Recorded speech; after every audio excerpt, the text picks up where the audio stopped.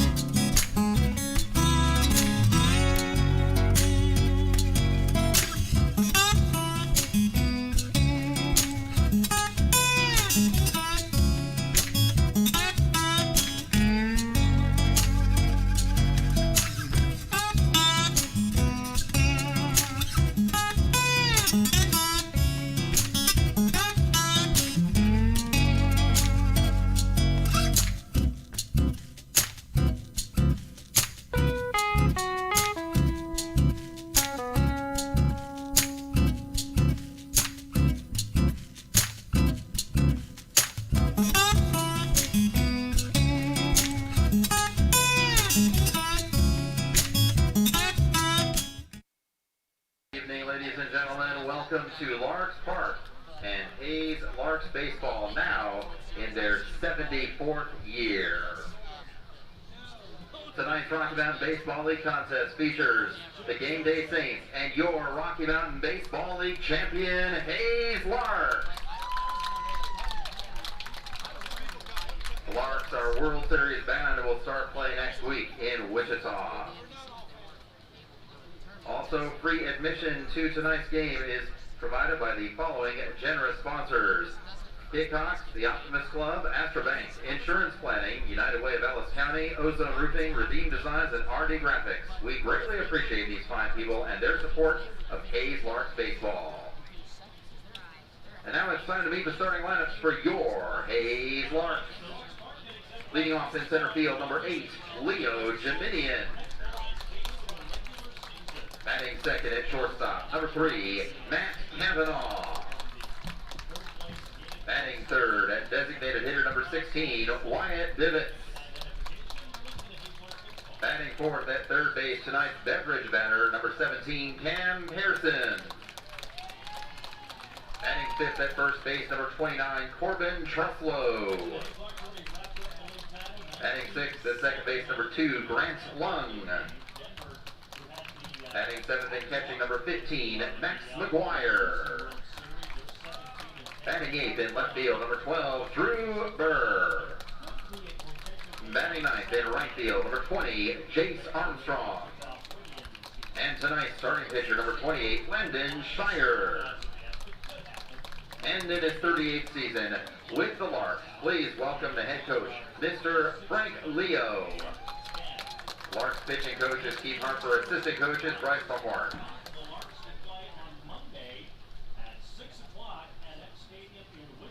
And now, ladies and gentlemen, please join us. Kindly remove your... Baseball, America's pastime. A sport we've been long awaiting to come back. The sport we've missed dearly. But tonight, that waiting ends. No more empty stadium. No more lifeless fields. Tonight, everything changes. English rounds, third, heads home, he'll score, walk-off single for Wyatt Divots. Ran, slam for George Sutherland. Stop. It's the first home run of the season for De Leon. The Larks are back in action. The best show in town returns. The landmark where icons have played. Tonight, Larks Park is back. This team is more than baseball.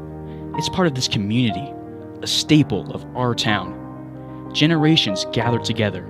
The fans, the players, the coaches, all come together to this diamond. All come together for this team. All a part of this remarkable experience. Sure, we have a lot of fun.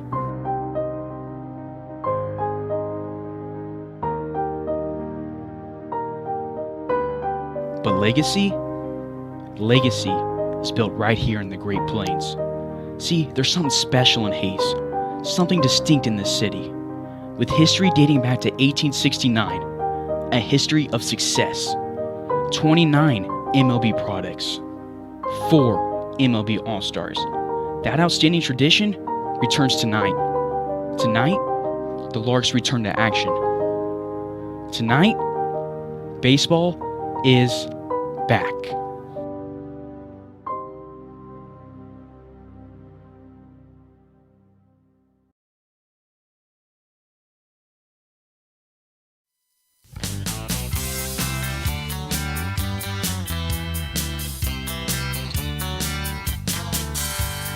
Meet me down at the ballpark, where I'll be rooting for the Hayes Larks.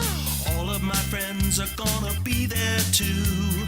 Nothing in the world I'd rather do than grab a hot dog burger and a cold beer. You'll hear me yelling out a big cheer, 'cause whether they win or whether they lose, I'll be rooting for the Hayes Larks. Hayes Larks! I'll be rooting for the Hayes Larks. I can't wait to see a home run. I know for sure there's gonna be one. I'll call out the players by their first name, Sure am glad I made it to the game. Rain or shine, I'm gonna be there. If the stands are full, I'll bring a lawn chair. So join me down at the old ballpark. I'll be rooting for the Hayes Larks. Hayes Larks! So join me down at the old ballpark. I'll be rooting for the Hayes Larks. Hayes Larks! Good evening, ladies and gentlemen, and welcome to game number 27 of the 2020 Hayes Larks season. This is a matchup between the Gameday Saints and your Hayes Larks. It's their third meeting of the year, splitting a two-game series in Colorado earlier this month. Landon Shire on the rubber for the Larks today. He throws in a first pitch fastball that's fouled out of play, 0-1. Shire's making his seventh start this year. Every appearance for him is in the first inning, starting it off. He's 0-1 through 25 2/3 innings, striking out 26, walking just 24, and has an ERA of about 3.5. Misses the zone on an off-speed, 1 ball and 1 strike to leadoff hitter Kellen Pete. The Larks are on a one-game losing streak, losing on Saturday to the Cougars 3-2. Sunday was rained out. The Saints are on a 3-game losing streak. They've lost 4 out of their last 5, and Pete is starting off the game down the count 1-2. Shire has a whip of about 1.67, has left 25 guys on base and picked off 1. He's got a pop-up way high into center field and shallow, and Leo Geminian jogs in, calls off Kavanaugh, and makes the catch about 15 feet into the grassy outfield. 1 up, 1 down on 4 pitches for Landon Shire. We'll go to the 2-hole. Colin Clefman, the second baseman. Clefman from Minot State University plays in the middle of the infield today. He's getting the start at second base. Defensively for the Larks, it's Burge, Minion, and Armstrong in the outfield, Pearson, Kavanaugh, Lung, and Trussell in the infield, and Max McGuire behind the dish with Landon Shire on the bump. Shire, a righty, a tall one out of George Fox University's head to Angelo State, gets a slider for a called strike from home plate umpire Randy Jordan. Count moves to 1-1 with 1 away and the bases empty in the top of the first. On deck is Trevor Howard, in the hole Luke Bailey for the Gameday Saints.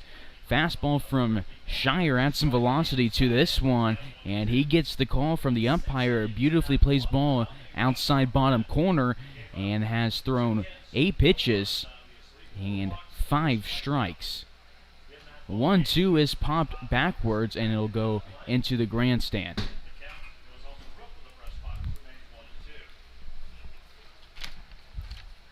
Landon hasn't had to give his catchers much difficulty. He's only had 2 wild pitches this year. He's hit 4 guys and allowed 19 hits, and has held his opponents to a batting average of .213. This one is a fastball inside. McGuire sticks his glove to his left side of his body. Count moves to 2-2. This is batter 119 Lando has faced this year, and the righty will go from the windup versus the right-handed hitting second baseman. Slider outside into the left-hander's batter's box will get a full count. Count goes from 1-2 to 3-2 after a ball inside and a ball outside.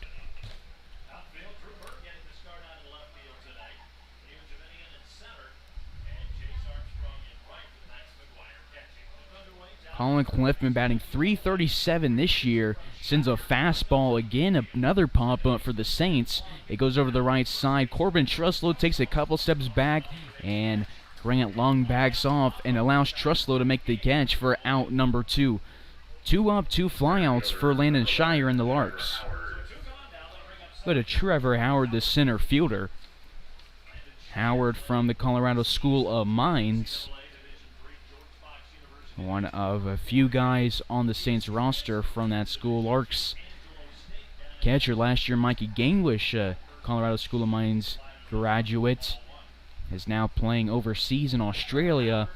We will later on in the game talk about the Larks alumni and how they're doing their MLB season. Mikey Gangwish again joining the list, a long list of Larks who will go on to play professionally. Foul ball backwards and over the grandstand into the parking lot. Scoreboard shows a 1-1 count.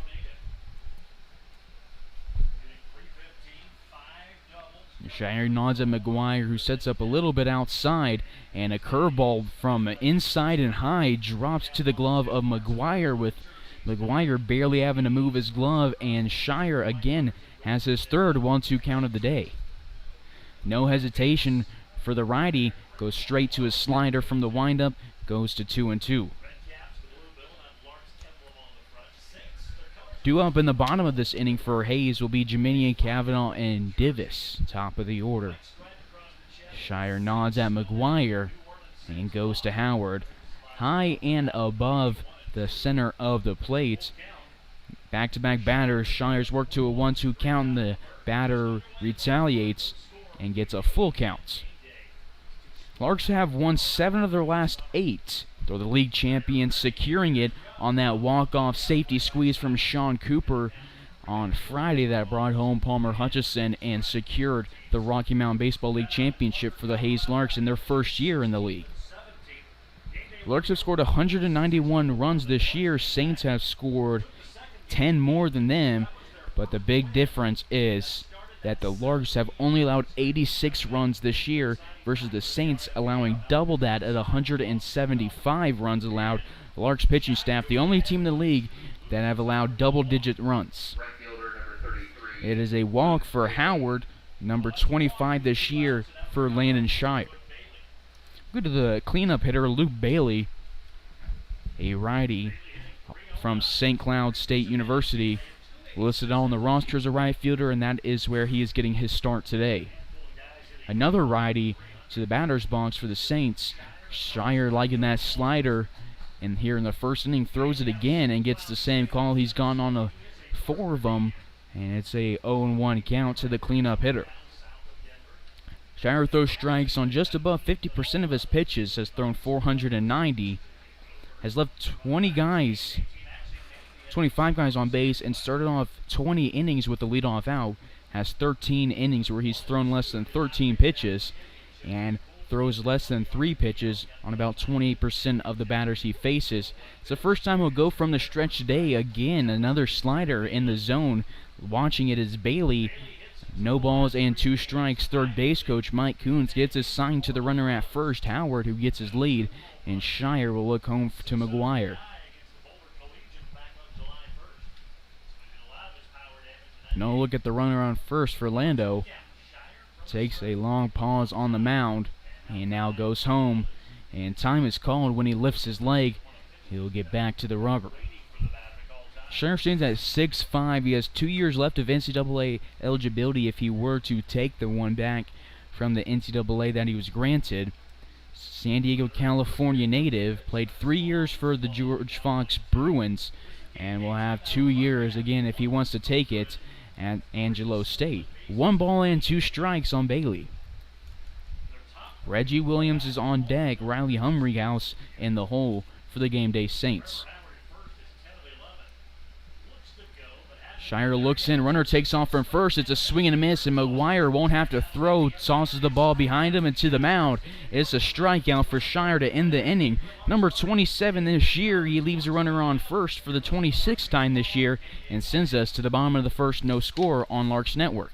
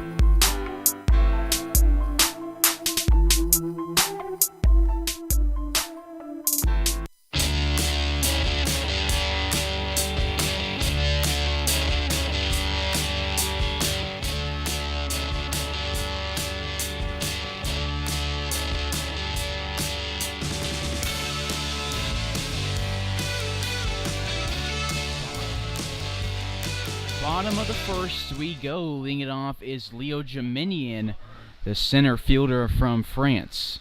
On the mound is Griffin Bruder, making his 9th appearance this year and his 7th start. His last appearance was 11 days ago against the Larks in Colorado at Gameday. 1-0 to Geminian.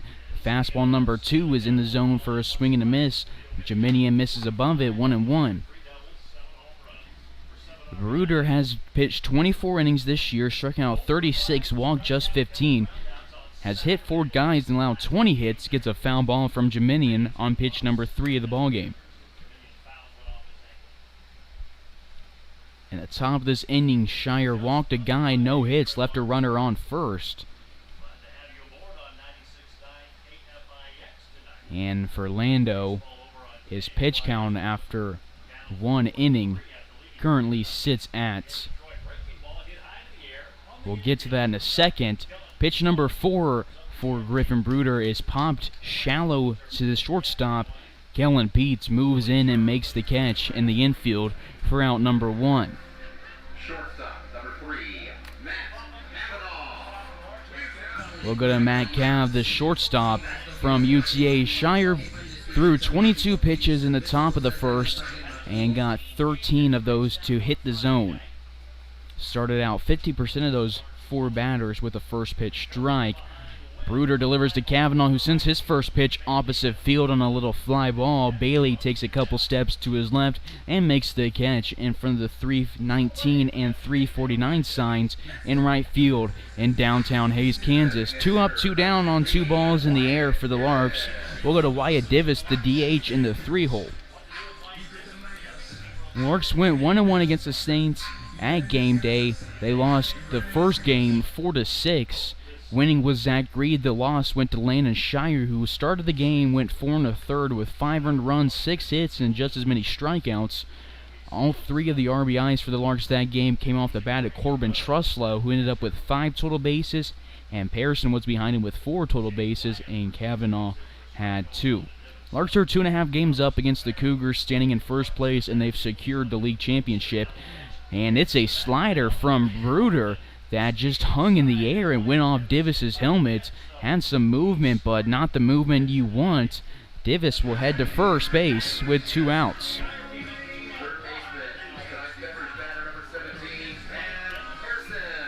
We'll go to the cleanup hitter, Cameron Pearson, getting the start at third base after getting quite a few consecutive starts in left field. For Wyatt Divis, that is the 3rd time he's been plunked this season, and the 5th batter that Bruder has plunked this year. Pitch number 1 to Pearson, a slider in the zone for a called strike.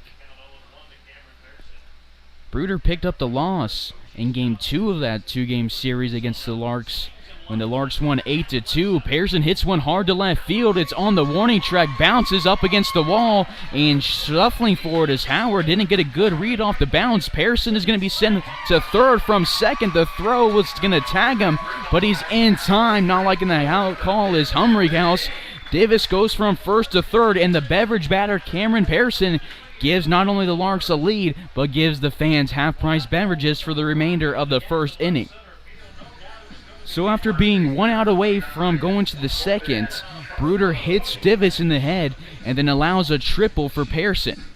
Nice hit from Cam, just kept carrying, hit right in front of the 349 sign in left center, bounced off the wall. Howard didn't read it well and had to shift to his right to get the bounce. And just like that, Cameron Pearson has his 6th triple this year. And it's a ground ball from Truslow off the inside of his bat, and grounds out to Clefman. That was Cam's 3rd triple, He has 10 doubles, 3 triples, and 5 home runs. Now has 22 RBIs, and scoring for the 24th time this year was Wyatt Divis. That'll send us to the 2nd inning off of the ground out from Truslow. Larks pick up a run off the bat of Pearson right here on Larks Network. Hey Larks fans, click that subscribe button. It's completely free. This isn't like a magazine subscription or a TV subscription. You won't get billed, you won't get spam emails, but you will help us reach our goal. Right now we're at about 600 subscribers. but we're trying to reach 1,000 subscribers. We have thousands of views from this season, but only 600 subscribers. Make sure to subscribe when you're watching if you haven't yet. When you hit that button, the Larks will show up in your subscription section of your account. That's it. No fees, no payments, no registration or information. Share the Larks YouTube page with your friends and tune into our broadcast. Thank you for watching our YouTube channel, supporting the team, and subscribing. The Larks have the best fans and we're grateful for Larks Nation. Now, let's get back to the game.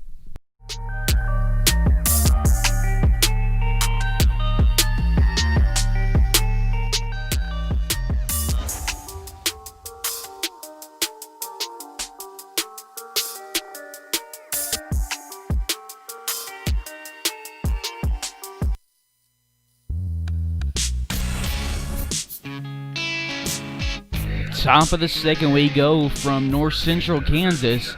Leading it off is Reggie Williams, the first baseman for the Gameday Saints. It's his first look at Landon Shire since the 16th.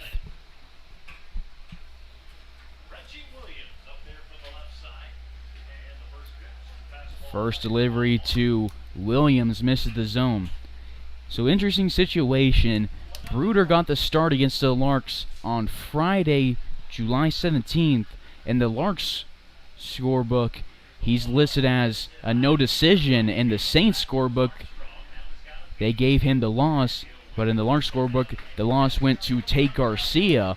Fly ball to deep right field on pitch number 2 of the second inning from Landon Shire to Williams, and getting under it is Jace Armstrong, securing out number 1 off of the bat of Williams, the first baseman from Colorado State University Pueblo. 1 up, 1 down for Shire in the second inning.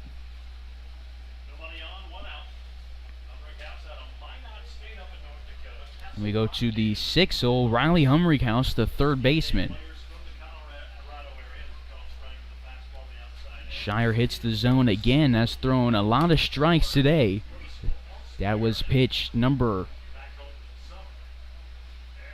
24 of the day, and his 14th strike. Gets a swing and a miss, up in the count, no balls and 2 strikes. Jace Armstrong picking up his first start in right field in over a week and gets the catch. On deck is Noah Vogel in the hole, Braden left for the Saints. Slider from Shire tries to get a swing out of Humrickhouse on a pitch he could have thrown away. The breaking ball misses the zone low, 1 and 2. Humrickhouse gets into the right-hander's batter's box versus Shire, who throws a second straight slider. This one starts inside, moves across the plate. Humrickhouse reads it, but the movement too much, and it missed the end of his bat. Strikeout number 2 of the day for Shire, number 28 on the year. There's 2 up and 2 down. Shire striking out 2 of the last 3 batters he's faced. To the 7th hole, number 7, Noah Vogel from Northwestern College in Iowa. He fouls off his first one to the right field side, 0-1. Due up in the bottom of the second inning for the boys in blue will be Grant Lung, Max McGuire, and Drew Burr. First lefty that Landon Shire will see since the first inning. He retired the one he faced in the first on a pop-up. Off speed from Shire, breaks low. Count moves to 1-1 with 2 away and the base is empty. 1-1 is sent high to the left field side. Drew Burr breaks in. Kavanaugh will get called off, and Burr lets it bounce off his glove, hit his hand and the smaller part of his glove, and rolled off. A tough turn of events for Shire. Back-to-back innings that the Larks got 2 straight outs, and then a runner reached on not a hit. Shire walked Howard in the first, and now reaching on an E7 is Vogel. Burr, that is his first error this year, puts a runner in scoring position with 2 away. First guy for the Saints to touch second base. Now to Braden Love, the DH. He's from the Masters University. Righty versus righty. Fastball is chopped Baltimore style to Matt Cavanaugh, who throws barehanded and doesn't get a full grip on it. Throws to Truslow, who just saved a run by blocking it with his forearm, trying to scoop it. A tough play for Cavanaugh. Would have been hard for Shire to move backwards and make the catch and throw it in time. Would have been a tough play regardless, as Luft was rolling down the first base line on the Baltimore chop. They were ruled a hit, the first of the day for the Saints. Runners on the corners with 2 away to Bailey Seeger, the catcher. Seeger from Pima Community College. He's a righty against the North Paul Landon Shire. Larks had 2 Pima Community College natives on their roster last year at the end of the season, in Christian Parisi and Tommy Garcia.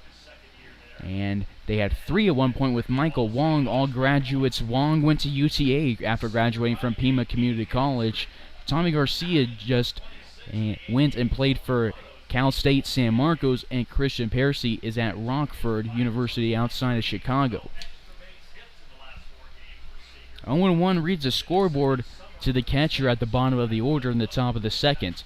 Fastball from Shire is sent high out of play towards the Saints dugouts. Saints coming to this one 17-11 overall. They're 16-10 in the Rocky Mountain Baseball League, and they are 3rd in the league, 3 games back from the Larks. The Larks are 19-7 overall. All their games are conference games. They had a few games scheduled that were non-conference, but they fell through. No balls and 2 strikes to Seeger, and Shire will go from the stretch. Time is called. That's the second time today. Shire lifts his leg and gets ready to deliver, and the batter in the right-hander's batter's box calls time. Cavanaugh playing deep at shortstop. Pearson moving back. Truslow keeping the runner in check at first. He takes off to second. A fly ball is hit into shallow left field. Cavanaugh moves back and makes the catch. Couple steps into the grass. Landon Shire leaves runners on the corners, and that sends us to the bottom of the second inning. Larks up 1-0.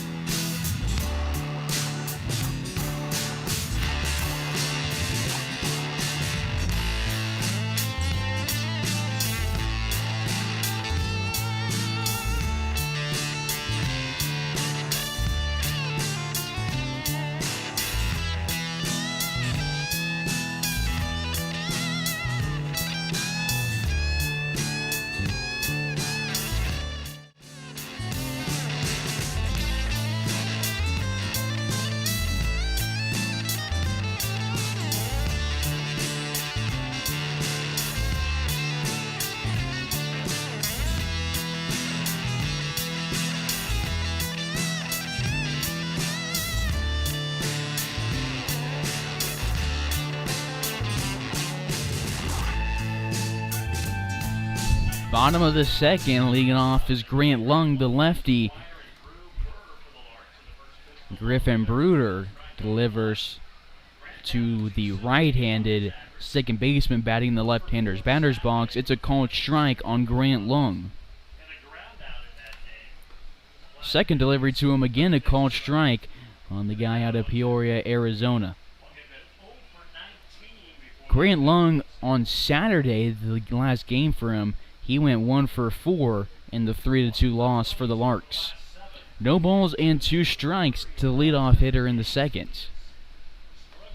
Bruder gets a third of a swing from Grant Lung, and the home plate umpire Randy Jordan checks the bases umpire Kevin Randa, and Randa says he did not go.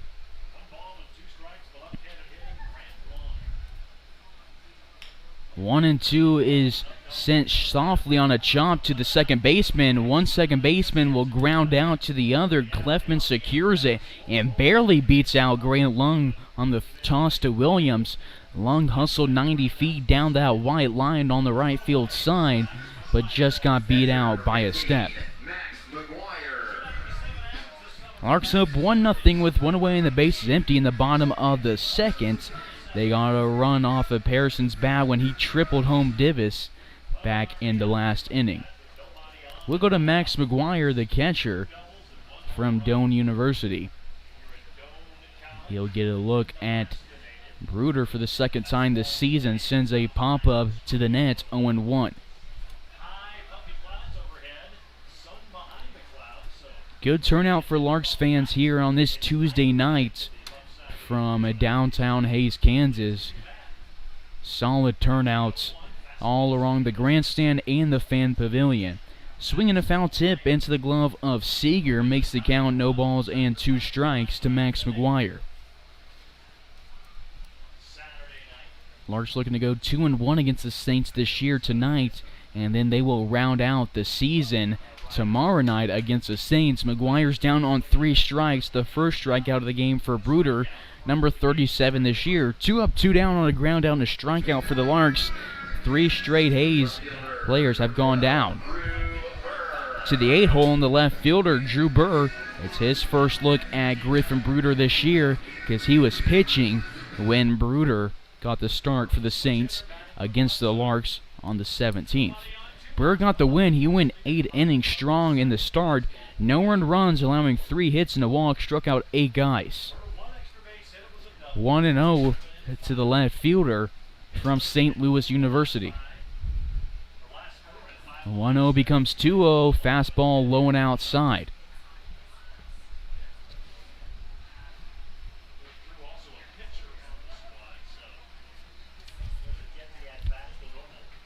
Larks won 8-2 in the last game against the Saints. In the Larks scorebook, Tate Garcia gets the loss. In the Saints scorebook, they put down Griffin Bruder for the loss. 2-1 to Burr. RBIs in that game came off of Lung, who had 2. Jiminian, Pearson, Kavanaugh, and Hutchison and Cooper each had 1. Hutchison had 6 total bases, had 1 home run in that game.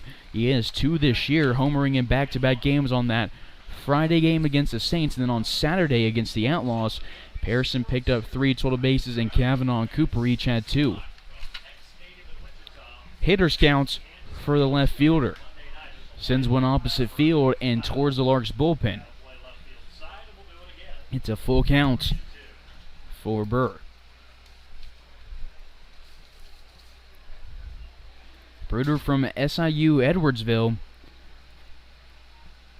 has made every appearance this season for the Saints on the mound. Hasn't hit, hasn't run, and he's going to strike out Drew Burr on 6 pitches.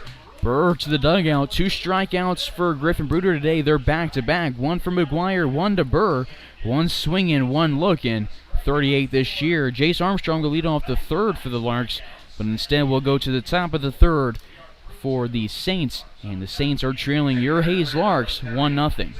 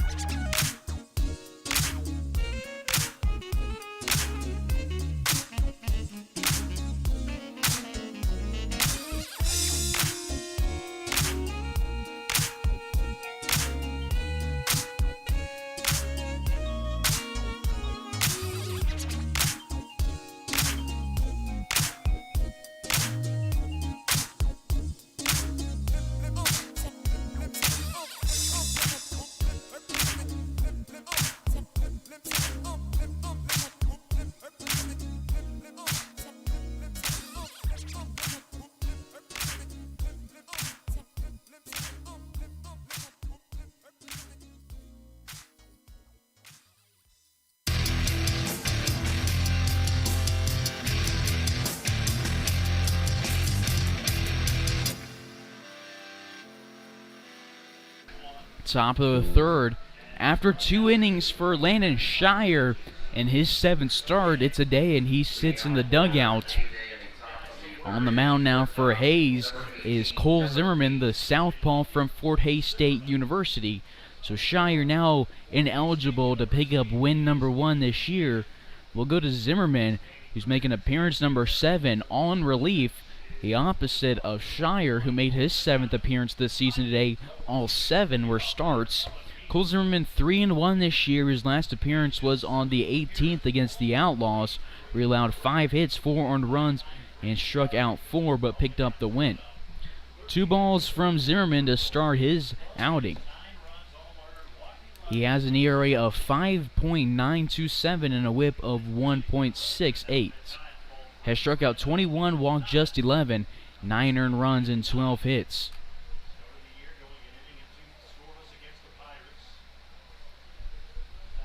Shire finishes day with 35 pitches thrown. 23 of those are strikes. Got 4 flyouts, no groundouts, and started out 67% of those guys he faced with a first pitch strike. Hitters count for the top of the order, Kellen Pete. He popped up to Jeminian to get the game going off of 4 pitches in the first inning. The Larks have punched their ticket to the NBC World Series. They'll be playing at X Stadium for their first game against the KC All-Stars. 5 pitches in a walk for Cole Zimmerman puts a leadoff runner on base for the Saints. Second walk of the day for Gameday, the first for Cole Zimmerman today, number 12 this year. Saints have 1 hit, now 2 walks. They put 4 guys on thanks to an error. They've flown out and popped up 4 times, and they've struck out twice. Ground ball right at Zimmerman, slowly moves off the mound and throws to Truslow, his teammate at Fort Hays, for outs number 1. In the meantime, runner moves from first to second, and in scoring position is Pete. Clefman down for the 2nd time today, popping up to Truslow in the first and grounding to Zimmerman here in the 3rd. 1 away, runner in scoring. Larks up by 1 in the top of the 3rd inning. Howard at the dish, walked in the 1st inning. First delivery to him is a curveball at his feet, 1-0.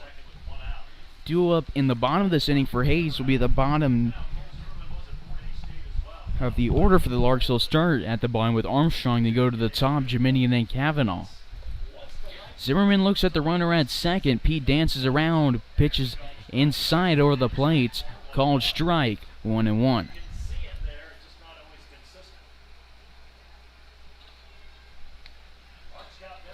Zimmerman, the southpaw TMP graduate, has grown up in Hays and plays at Hays, gets a changeup, and Howard, his timing is way off, and Zimmerman gets a strike, swinging. 1-2.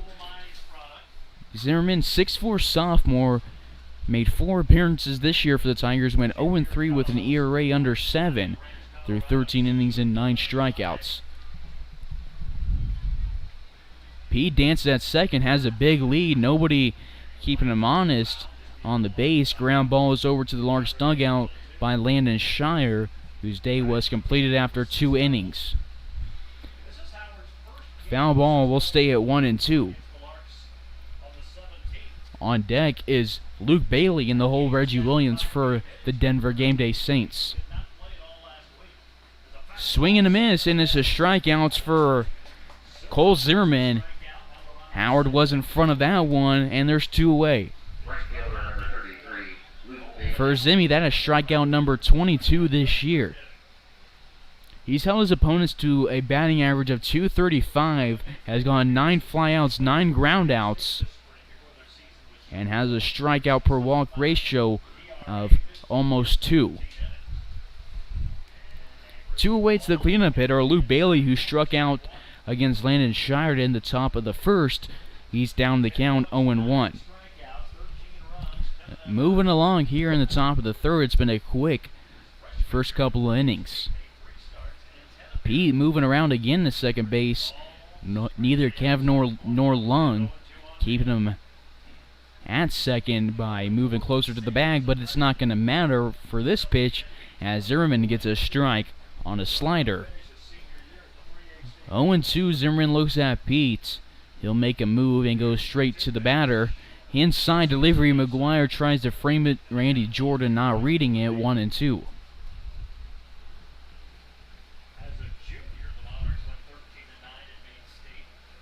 Truslow, Lung, Kavanaugh, and Pearson in the infield, right to left. Delivery is on its way, and it's popped backwards out of play. Drew Burr is in left field for Hayes. Leo Jiminian in center. Chase Armstrong playing deep in right field. McGuire gives the signs to Zimmerman. Zimmerman gives set. Stretch delivery. Pete takes off. It's grounded down the left field side and left of the third base bag. Foul ball saves a run. Had it been a couple more feet to the right, could have been an RBI extra base hit. Instead, we'll stay at 1-2. Each team has a hit. Hayes has one error, none for the Saints. Saints scoreless through their first 2 2/3 innings at the plate. Hayes picked up one run in the first and were silent 1-2-3 in the second.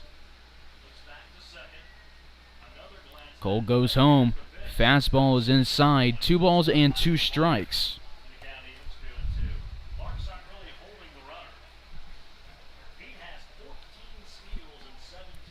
Bailey from St. Cloud State is against the Fort Hays State Tiger of the MIAA. 2 balls, 2 strikes, 2 away, runner in second, top of the third. Pete takes off. A line drive is to the left field into foul territory, dropping in the grass. Another foul ball for Bailey that he's early on. Will look to wait just a tad longer and put one into fair territory. And Cole Zimmerman will look to get one that he can't hit and send us to the bottom of the third inning here on Larks Network.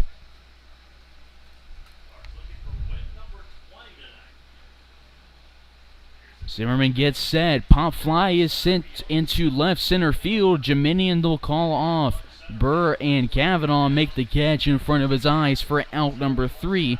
Runner left in scoring position from Pete. Got to second with 1 away, and he's back to the dugout with 3 away. Larks leading 1-0. To the bottom of the third we go.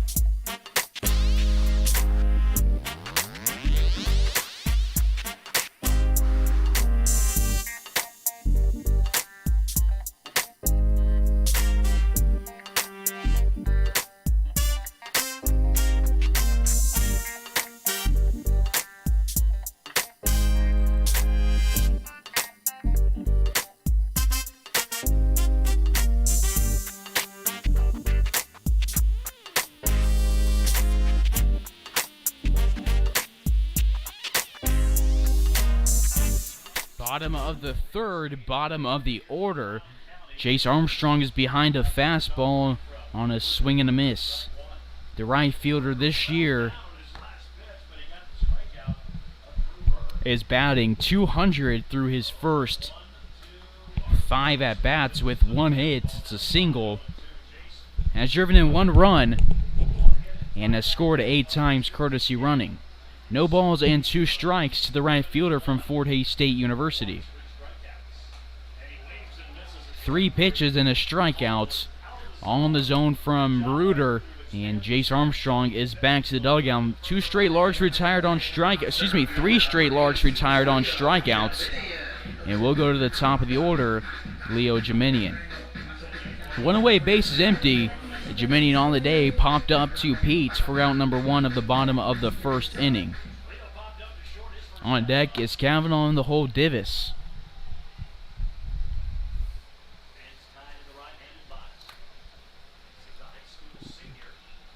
Leo in his last game, 0 for 5 with the strikeouts.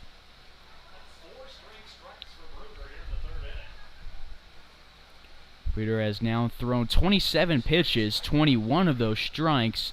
He's gone 2 flyouts and 2 groundouts, and has started off 8 of the 10 hitters he's faced with a first pitch strike. Gets 2 straight strikes on Geminian, has thrown 5 this inning, 0-2. The southpaw goes from the windup, and Geminian takes one low, 1-2.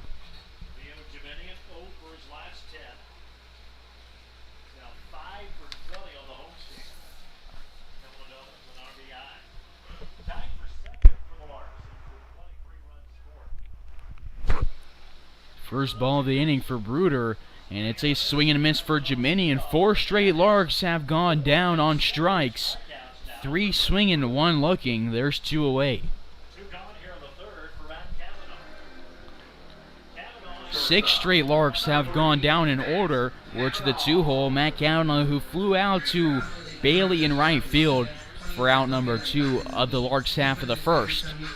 Waiting on deck is Divis in the hole, Cam Pearson, tonight's beverage batter. Soon as Kavanaugh sets, Bruder delivers.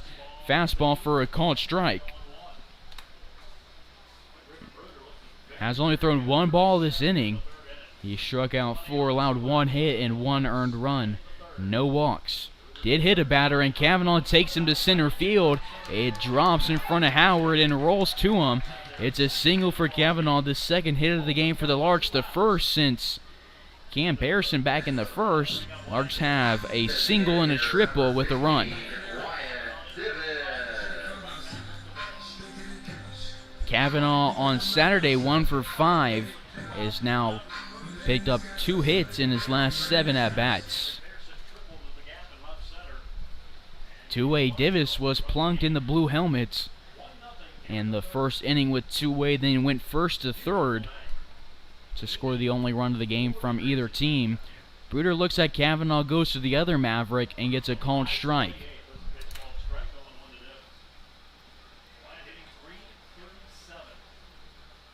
Bruder has faced 11 guys and started 10 of them with the first pitch strike. The 0-1 to Divis is behind Seager. It's a fastball that heats to the dugout. Rolling off the backstop towards the Hayes bench. Kavanaugh rounds second and will stay there. 1-1 after the wild pitch, the first of the season for Griffin Bruder.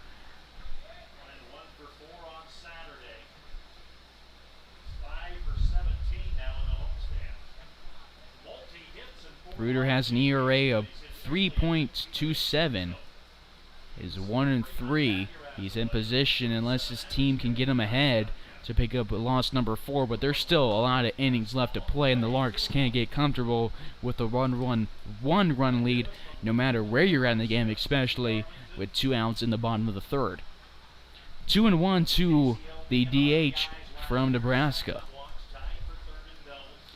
Bruder puts his arm behind his back, gets a sign from Seager, gets set, looks at Kavanaugh, and goes home. Foul ball is sent backwards. 2 balls and 2 strikes now on Wyatt Divis.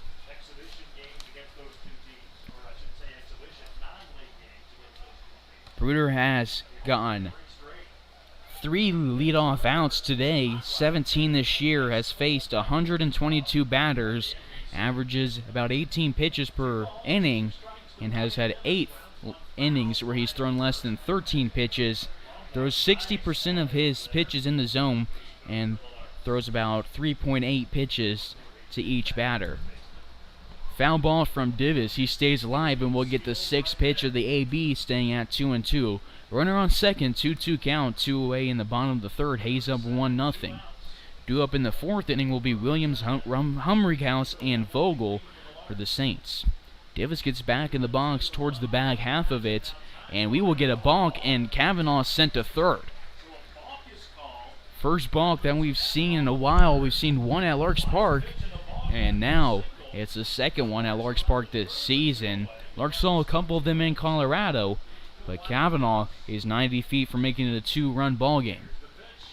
And it will not affect Reuter, who gets a swing and a miss from Divis, stares him down, and goes back to the dugout, leaving Kavanaugh at third base.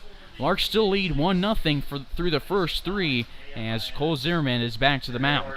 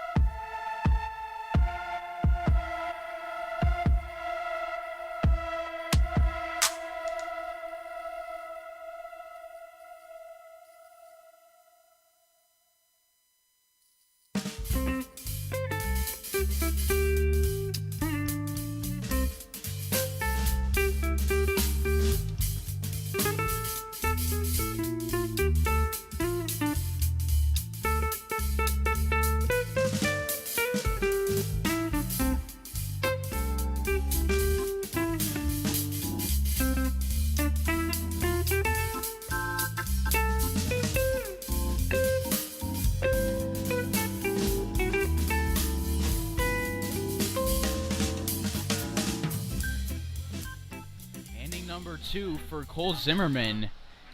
His first pitch to the leadoff hitter, Reggie Williams, misses the zone, 1-0.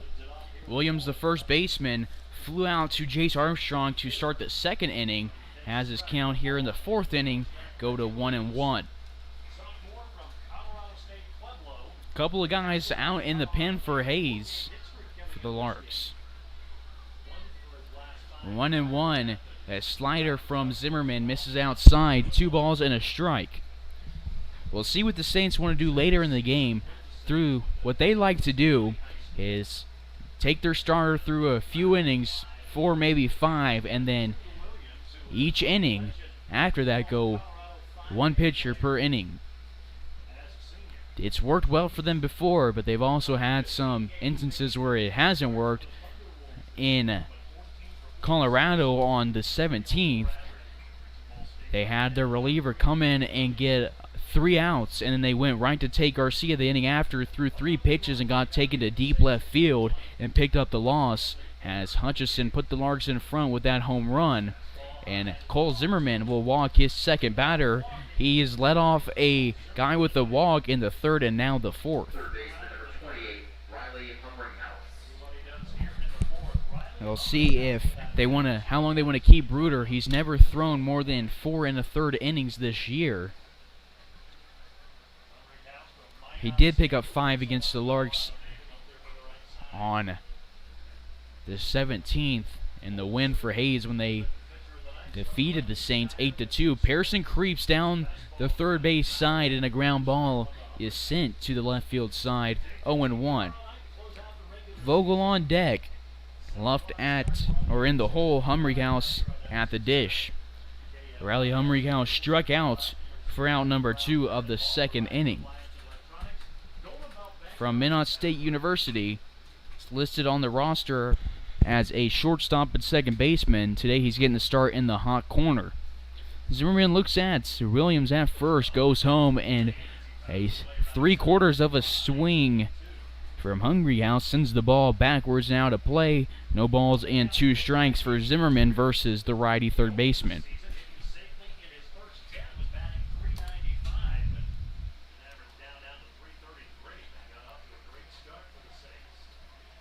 Humphrey House this year batting .333, has 24 hits, and just got plunked for the 6th time this year. Second hit by pitch of the day we've seen, one for each team now, and there is 2 on with nobody out in the 4th inning.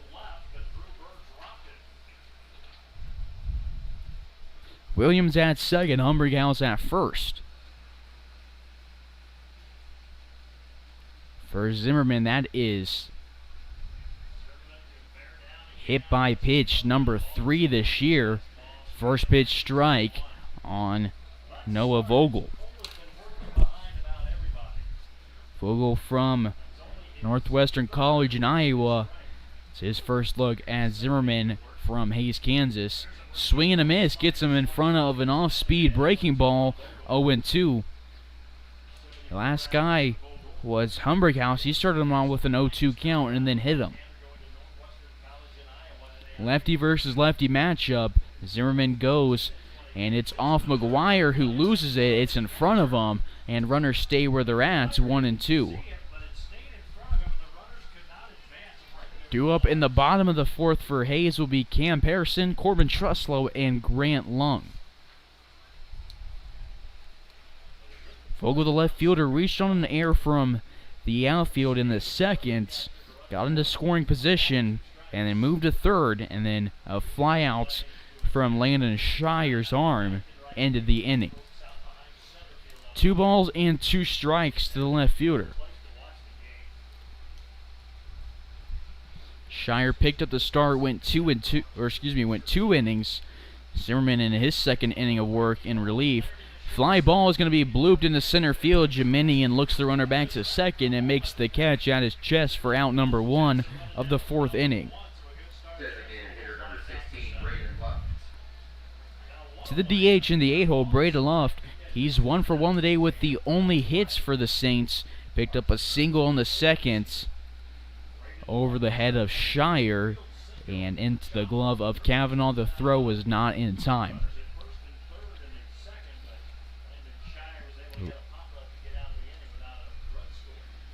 Righty versus lefty. The southpaw delivers a fastball inside, 1-0. Seager on deck, and the hole is Pete for the Gameday Saints.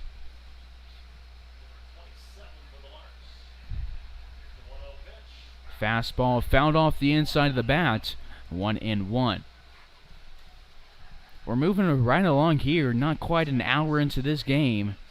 Stay tuned. In the 5th inning, we'll take you around the MLB Larks edition. Movement in the pen for Hays, it's a righty. Fly ball at the net, 1-2. 2 on, 1 out. In the 4th inning, Hays up 1-0. It looks like it's Trey Riggs, another Hays native, in the pen. 1 ball and 2 strikes with 1 away. An off speed is sent out left. He waits on it and sends it off the bottom of his bat towards the Larks dugout. And Zach Furniture will bring home plate umpire Randy Jordan some balls. We'll stay at 1-2 with 1 away. It's Williams at second, Humberghaus at first, Luft at the dish.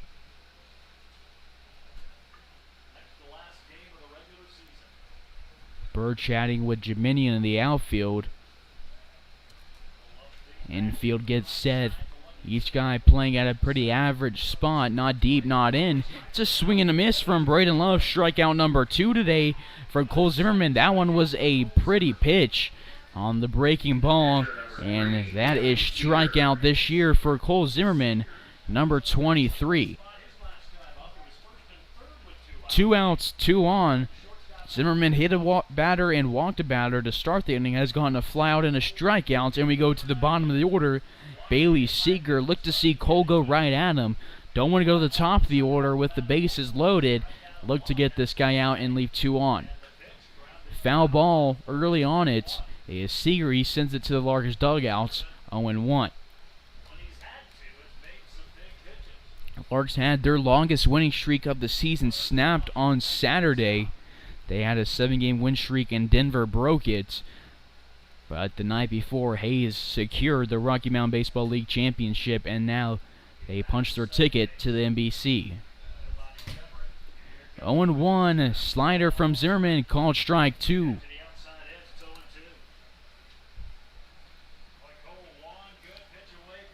Cole Zimmerman has thrown 40 pitches, 25 of those strikes. Shire threw 35, 23 of those strikes. Larks hit in the zone, and so are the Saints. Bruder has thrown 38 and gotten strikes on 29 of those.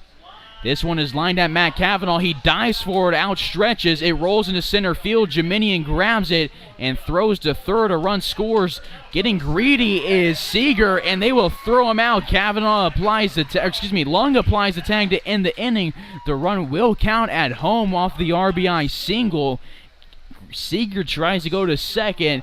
Pearson looks up and throws him out as Jeminian went to third at Pearson. Tie game as we move to the bottom of the fourth off of the RBI from the catcher.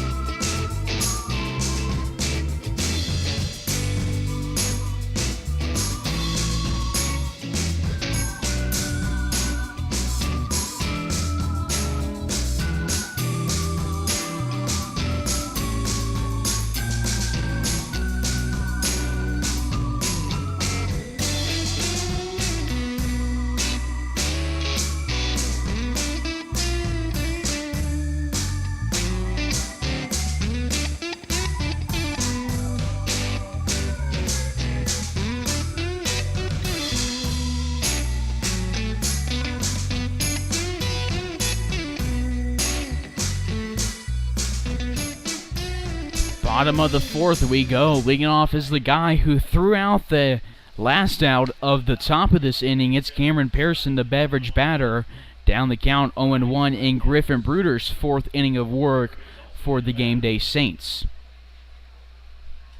0-1 becomes 0-2. Pearson ahead of an off-speed changeup. On deck is Truslow and the whole Green Lung for your Hayes Larks. Bruder, a tall southpaw, he has just wrapped up his senior year of high school and committed to SIU. Slips as he delivers. Pearson rolls 90 feet down the line, and the throw from Pete, a good one, just beats out the speedy third baseman. And Pearson, after starting the game out with a triple and an RBI, is now 1 for 2, grounding out. So we'll go to Corbin Truslow, who grounded out to Clefman to end the first inning. Lefty versus lefty matchup. Outfield playing very deep. Vogel's heels are on the warning track. Bailey a couple feet in from the warning track in right field. They know their scouting report against Truslow brings a lot of power to the dish. Has a lot of extra base hits and a very high slugging percentage. Inside at the chest of Truslow, it misses him 1-1. Big Trust this year has driven in 26, has 6 extra base hits, 4 home runs, 2 doubles, and he's picked up 26 singles.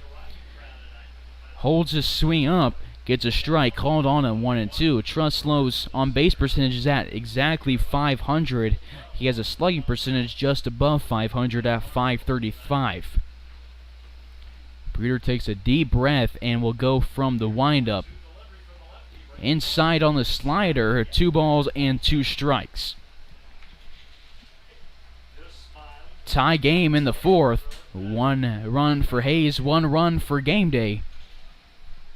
Gameday picked up a run in the top of this inning. Hayes scored in the first. There's 1 out with the bases empty to the 5 hole for the Larks.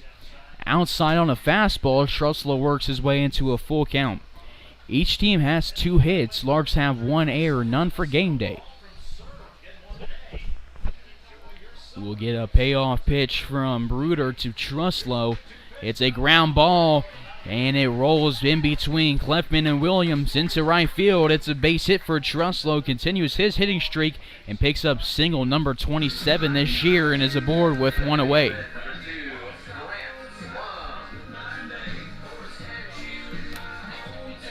We'll go to Grant Lung, so on the mound,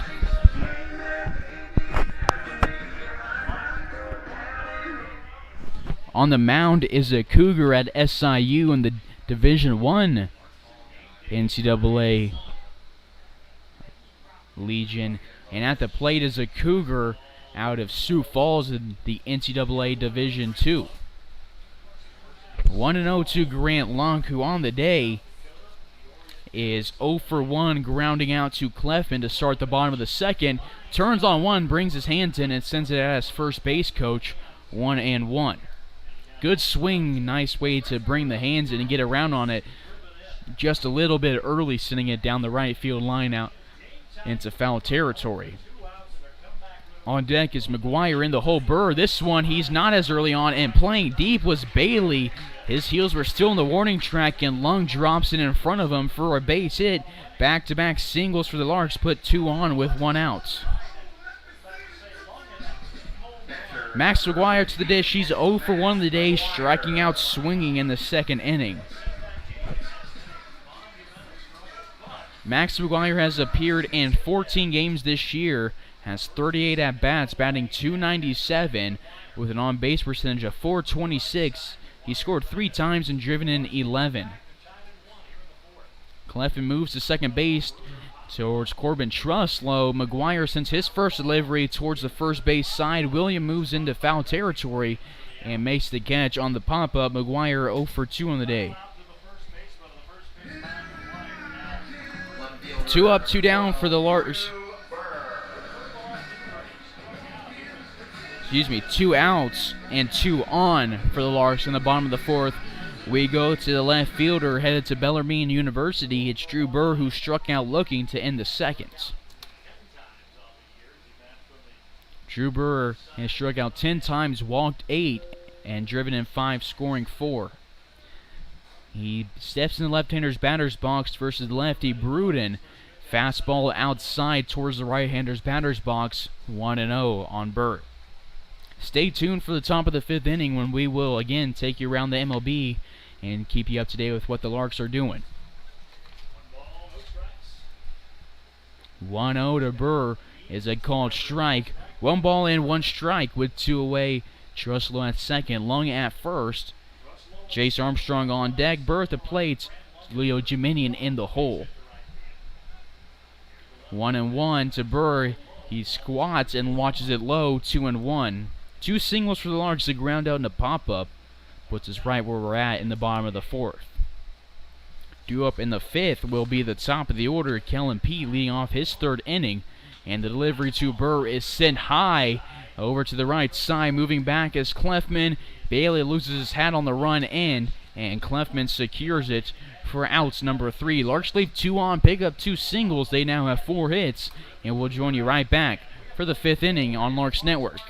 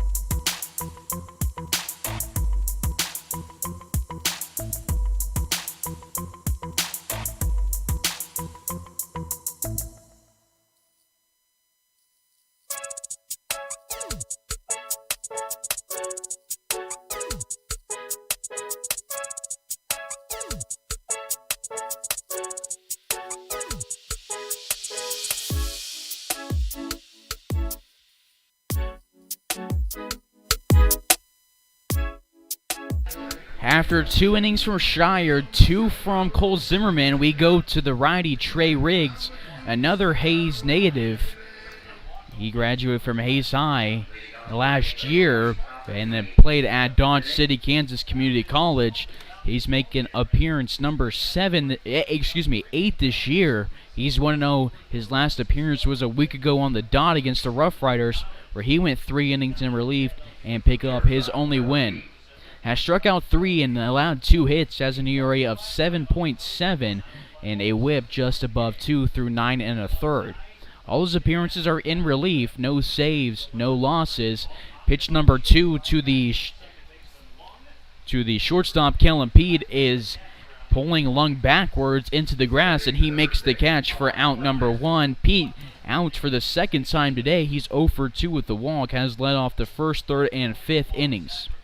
Go to Colin Clefman, who popped up to Corbin Truslow and grounded out to Shire in his first 2. The Hayes Larks have always had a history producing professional baseball players, sending 29 guys to the MLB and many more to the minor leagues or overseas. Pitch number 3 of the day for Trey Riggs is a pop out to Truslow, the second one from Clefman, with 2 away. Right now there are about 7 Larks at the single A level, 4 at the double A level, and David Owen is the lone Lark at the triple A level currently. The right-handed Arkansas State alum is 1 step away from making the trip to San Francisco and joining the Giants. Currently there are 6 Larks who have made the leap and are making an impact in the highest level of baseball in the MLB. Let's check in with those former Larks. Jace Tingler played for the Larks in 2000, 1 year after Albert Pujols, who we'll get to later. Jace got drafted out of Mizzou in the 10th round of the 2003 draft by Toronto. He hung up the cleats prior to the 2007 season, got a job in the Rangers minor league system, and worked his way up through the ranks and joined the Texas Rangers MLB staff in 2015. Got some time in the front office as an assistant GM, and then got the job he wanted in the coaching staff in 2018. In late October of 2019, Tingler signed a 3-year deal to become the manager of the San Diego Padres. Through his first 4 games this year as a skipper, Jace has led the Friars to a 3-1 record tied with 4 other teams as of last night for the best record in the Bigs. The Padres have the 3rd highest on-base percentage and the 4th best ERA behind Jace Tingler. Tingler is taking on the Giants tonight for Game 1 of a 3-game series against San Francisco. In the meantime, here in Hayes, Kansas, Trey Riggs has a 1-2 count with 2 away to Trevor Howard, who's 0 for 1 with a walk and a strikeout. The second of the 6 guys we'll touch upon in the MLB is Nate Orf. He played for the Larks in 2011, signed with the Brewers in 2013 undrafted, got his big league debut in 2018 with the Brewers, and is currently a member of the Oakland A's taxi squad. A throw from Matt Cavanaugh to Corbin Truslow is going to be dug out for out number 3. 3 up, 3 down for Trey Riggs in the 5th, and it sends us to the bottom half, tied at 1.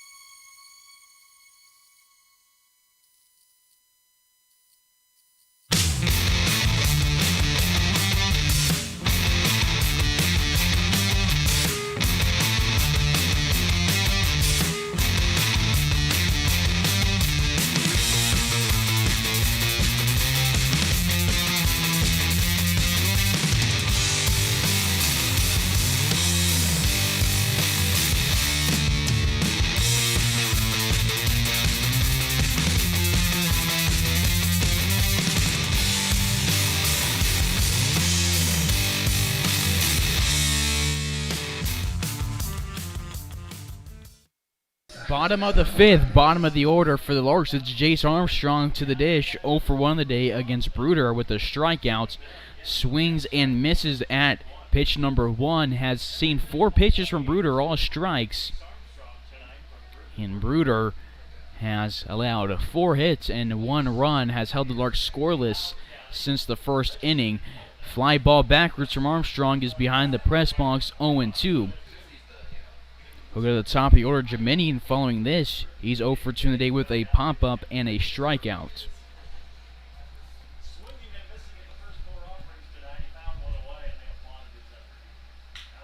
The 0-2 is sent up the middle, and Jace Armstrong has a line drive single, the third single in the past 2 innings. Hit number 5 of the game for the Larks. 4 singles and a triple, and the Larks have their first leadoff runner today. To the ditch, Leo Jeminian, the center fielder. We'll continue our trip around the bags. We'll focus in on Aaron Fletcher now. The Illinois native southpaw played 4 years at the University of Houston and joined the Larks for the 2015 season. Aaron got drafted in the 14th round of the 2018 draft by the Nationals and eventually got traded to Seattle. This year he made the spring training roster but didn't quite make the cut to the 30-man roster this past month. Brandon Dixon is our next Lark. He was Orf's teammate in the 2001 season, and he was the 3rd-team All-American for the Arizona Wildcats and got picked up by the Dodgers in round 3 in 2013. Brandon spent a couple years in LA's organization before being traded to Cincinnati and a deal that included Todd Frazier. He kept improving and made it to the show in 2018. Following the 2018 season, Dixon was waived and picked up by Detroit, and in 2019 he appeared in 117 games for the Tigers. Brandon made the 60-player pool this year but didn't make the 30-man roster. He's racked up 118 hits in 191 career games, scoring 55 times and driving in 62. We'll, in the 6th inning, wrap up our final 2 Larks that we'll focus in on for their 2020 seasons. Right now, it's a 2-1 count for Leo Jeminian.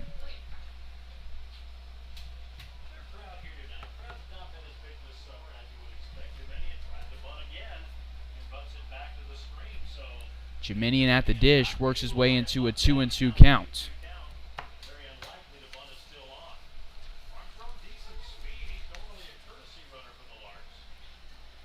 Armstrong picked up hit number 2 this year. Off of that single, both hits are singles. 2's delivery to Jeminian, takes a cut, drops his left foot, and sends it to the right field. And sliding in foul territory is Bailey, but Armstrong reads it and tags up at first base. A nice play for Bailey, but Armstrong hustles 90 feet to second. And he's in scoring position with 1 away.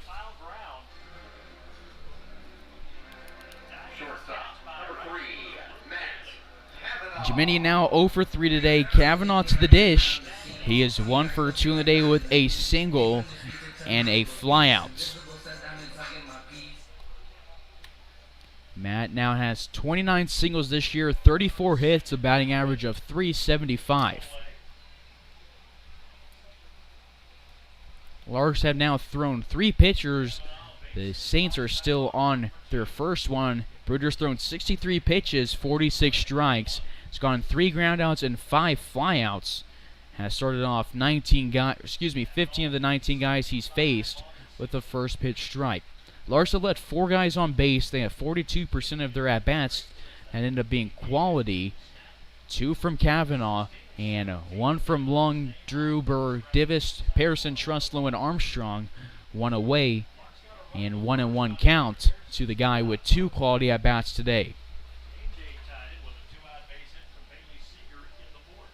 Armstrong gets his lead, and he starts to take off to third, trying to throw off Bruder. Holds up, and the pitch misses low, 2-1.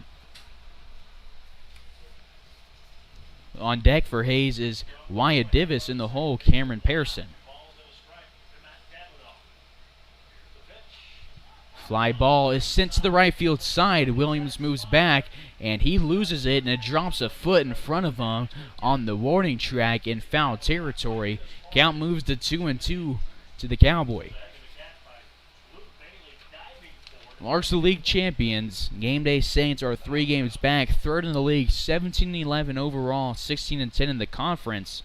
Larks 19-7 in conference play and overall.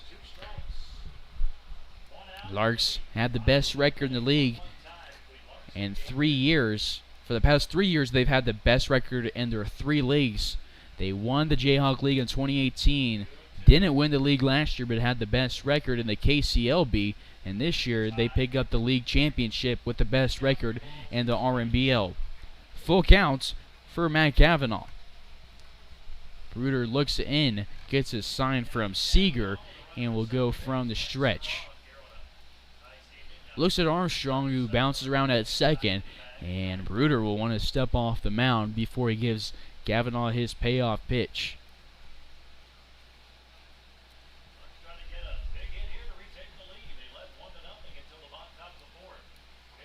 Payoff pitch to Kavanaugh is hit high into left field. Vogel and Howard move towards it. Howard moves in and calls Vogel off, makes the catch. For out number 2, Armstrong stays at second. Kavanaugh now 1 for 3 on the day. We move to Divis, who's 0 for 1 with a hit by pitch. He scored the only run of the game for the Larks. They haven't scored since the first inning. Saints picked up a run in the 4th. And other than that, they've been scoreless. Their lone run has come off of Cole Zimmerman. And the Larks run has obviously come off of Bruder, the only pitcher so far for the Saints. Bullpen silent for Hayes, and the pin for Gameday is a righty. First pitch to Divis is below his knees, 1-0.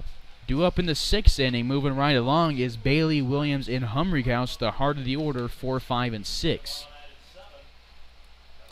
Bearson is on deck, and Truslow in the hole for Hayes. Southpaw delivers to the guy hitting the left-hander's batter's box, and it is a ball. 2 balls and no strikes, 1 outside and 1 low.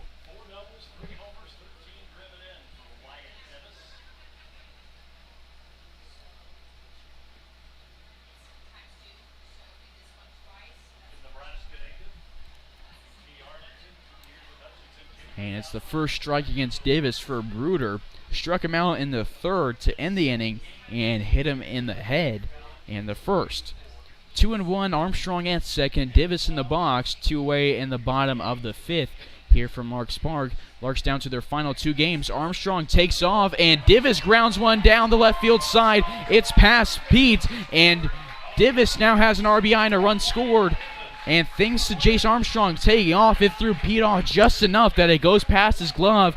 Armstrong barrels around third and touches home plate and puts the Larks up 2-1, scoring for the 9th time this year.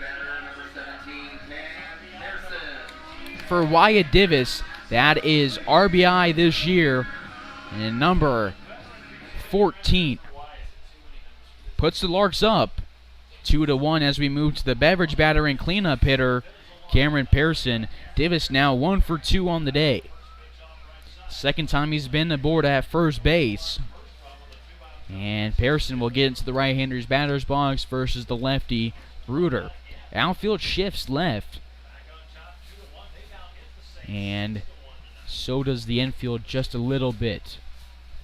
The 0-1 to Pearson is cut out and sent above the press box. No balls and 2 strikes for the right-handed third baseman from Cochise Community College. On deck is Truslow in the hole, Grant Lung for the Hayes Larks.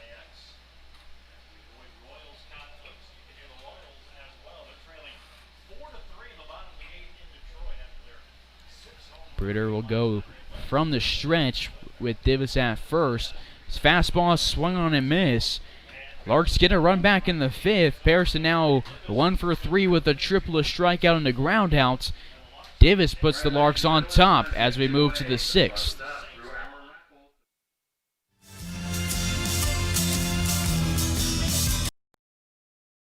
Hey Larks fans, click that subscribe button. It's completely free.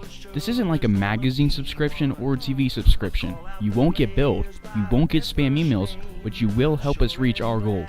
Right now we're at about 600 subscribers, but we're trying to reach 1,000 subscribers. We have thousands of views from this season, but only 600 subscribers. Make sure to subscribe when you're watching if you haven't yet. When you hit that button, the Larks will show up in your subscription section of your account. That's it. No fees, no payments, no registration or information. Share the Larks YouTube page with your friends and tune into our broadcast. Thank you for watching our YouTube channel, supporting the team, and subscribing. The Larks have the best fans and we're grateful for Larks Nation. Now, let's get back to the game.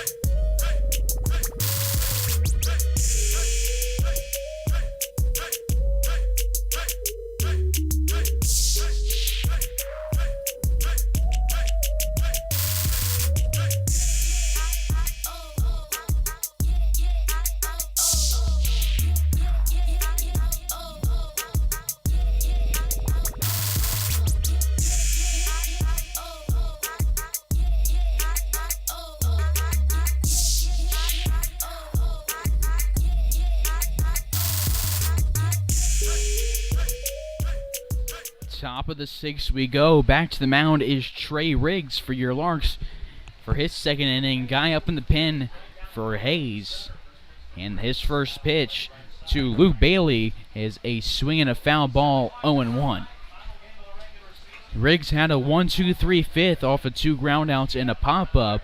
And the righty will go from the stretch to the right fielder, who's 0 for 2 in the day with a strikeout against Shire and a pop-up against Cole Zimmerman. Swinging the ball, rolled down the left field side. McGuire wanted to let it roll into foul territory. Waited just too long before realizing it wasn't going to roll. Had some nasty spin on it. He'll throw to Trustler at first, not in time. It's rolled a hit for Bailey. And it is leadoff base runner number 3 for the Gameday Saints. We'll continue right along with our Around the League Larks. The second to last guy we'll focus in on is Tommy Hotovy. The Wichita State alum played for the Larks for 3 years, from 2000 to 2002. And so that 2001 roster produced 3 big leaguers, and that was before he was selected in the 4th round of the 04 draft by Boston. Line out to Matt Cavanaugh. He tries to pick the runner back off at first. Williams now 0 for 2 with a walk and a run score. Bailey back in safely. Back to Hotovy. A decade after being on the 0-1 squad with Dixon and Orr, Tommy made his big league debut with the Red Sox, and he played with the Royals in 2012. Hotovy finished his playing career with an ERA of 4.05 through 17 appearances. Since then, he has been serving as the pitching coach for the Chicago Cubs since late 2018.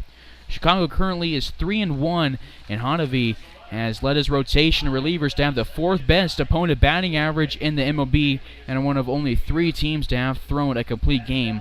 One of 5 teams to throw a shutout, and they hold the 3rd most quality starts in the majors. Runner advances from first to second, and Bailey is in scoring position, stealing off of Trey Riggs and Max McGuire. 1-0. Runner at second with 1 away in the top of the 6th.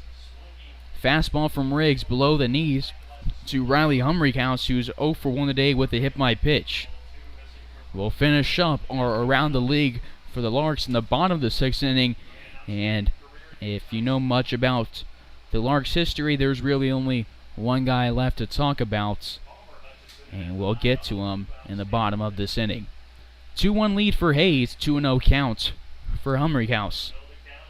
Delivery to the third baseman, a fastball outside, 3-0. Noah Vogel on deck, and Braden Luft in the hole. Riggs looks at the runner on second, as it looks like Trevor Munch is getting loose in the pen. Called strike for Riggs, hits his first of the day, or excuse me, of the at-bats for Humrichhouse. Bruder has gone 5 innings for the Cougars, or excuse me, for the Saints. Larks lost against the Cougars 3-2 on Saturday, 1 on Friday on a walk-off sacrifice or squeeze play, and then had Sunday rained out. Foul tip into the glove of McGuire. It's a full count. Bruder has gone 5 innings, 76 pitches, 54 of those strikes. This is Riggs' second inning. He's thrown 15 pitches and 10 strikes. Looks at the runner on second, and his payoff pitch is at the feet of the third baseman, who walks his first runner of the day. There is 2 on. For Trey Riggs, that is walk number 5 this year. He struck out 12. He's held in his opponents to a batting average of .395, has allowed 1 home run, gotten 7 ground outs, 5 flyouts, and has gotten 27 swings and misses. 1 away to Noah Vogel, the left fielder, 0 for 2 in the day, reaching on an error in the second and flying out in the fourth. 1-0 to the left fielder.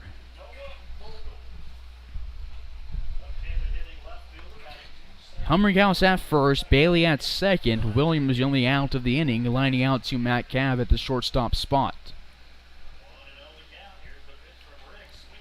Grounded right back at his feet, and it rolls with some spin, 1-1. Larks down to their final 2 games of the season, and then they will be at X Stadium in Wichita, taking on the Kansas City All-Stars for their first game in the 2020 NBC World Series. That'll be on Monday. 1-1 with 1 away and 2 on, 1 in scoring position. Getting his lead at second base is Bailey, and a nasty changeup from Riggs gets Vogel way ahead of it. Count moves to 1-2. Due up in the bottom of the 6th inning for Hayes is Truslow, Lung, and McGuire, the 5, 6, and 7 hitters. Riggs looks at Bailey and goes to the stretch. Bailey takes off for third. McGuire loses his footing when he tries to throw for third. Had he been able to get it there, I think it would have been an out. Instead, he slips, and that is the second time a runner has stolen on Max McGuire today. Not many runners have gotten bases off of the Larks catching staff of Wyeth and McGuire, and they've gotten 2 today. 2-2 count with runners on the corners and 1 away. Bold move for the the Saints. That worked out for him. Showing bunt is Vogel. Didn't look like a bunt, but he stopped his hands and didn't pull back and let it just hit his bat, and it rolled softly into foul territory. Riggs will talk with McGuire as Humringhouse will go back to first. He's standing at second. Well, I'm not sure why he's at. And then Randy Jordan will say he's got to go back to first. It was a foul ball, and he was just standing at second base. I was pretty confused. Thought he stalled with the runner Bailey for a second, and he will go back to first. And they will argue with it. I'm not sure what there's arguing about. I mean, it was off the bat into foul territory. You don't get an advance on a foul ball. I mean, they teach you that in T-ball.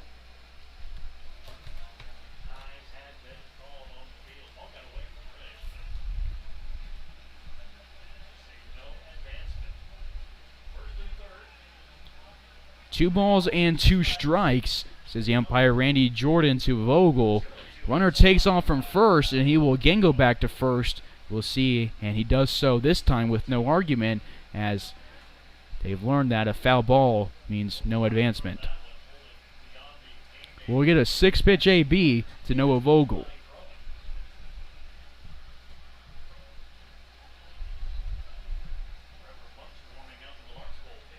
Check over at first. Truslow gets the tag right at the runner.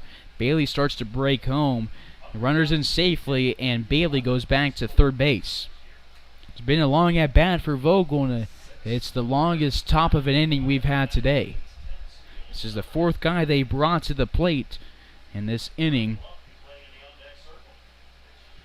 Delivery from Riggs misses the zone. It's a full count for the left fielder. We'll go from Northwestern College as against the Dodge City Community College Conquistador.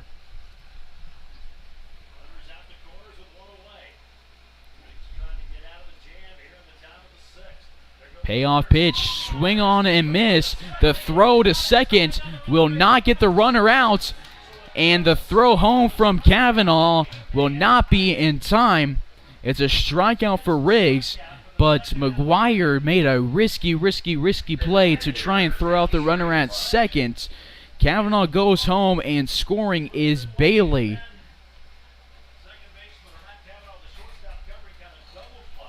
So that makes it a tie game. 2-2 ball game. Two-way top of the sixth. Scoring is Bailey. For the first time today, it's a called strike on Braden Luft, who's 1 for 2. For Bailey, that is runs scored number 17 this year. He's driven in just as many. And Trey Riggs just picked up strikeouts. Number 13 this year. Pop fly to right field. Jace Armstrong moves back and then sprints in, and it's off his glove. It'll be an E9, and a turn of events have just gone tragically for the Larks. After a throw to second base with the runner on third, a run just scored, and now an error, the second one of the game for the Larks, brings home a run. Scoring is Humringhouse, and Love is at first. And the Saints lead the Larks for the first time since July 16th. Bad read puts the Larks down for the first time today. Riggs will look to shake it off. He gives a nod to McGuire as Seeger's in the box. He's 1 for 2 today. Line drive down the left field side and into foul territory, 0-1.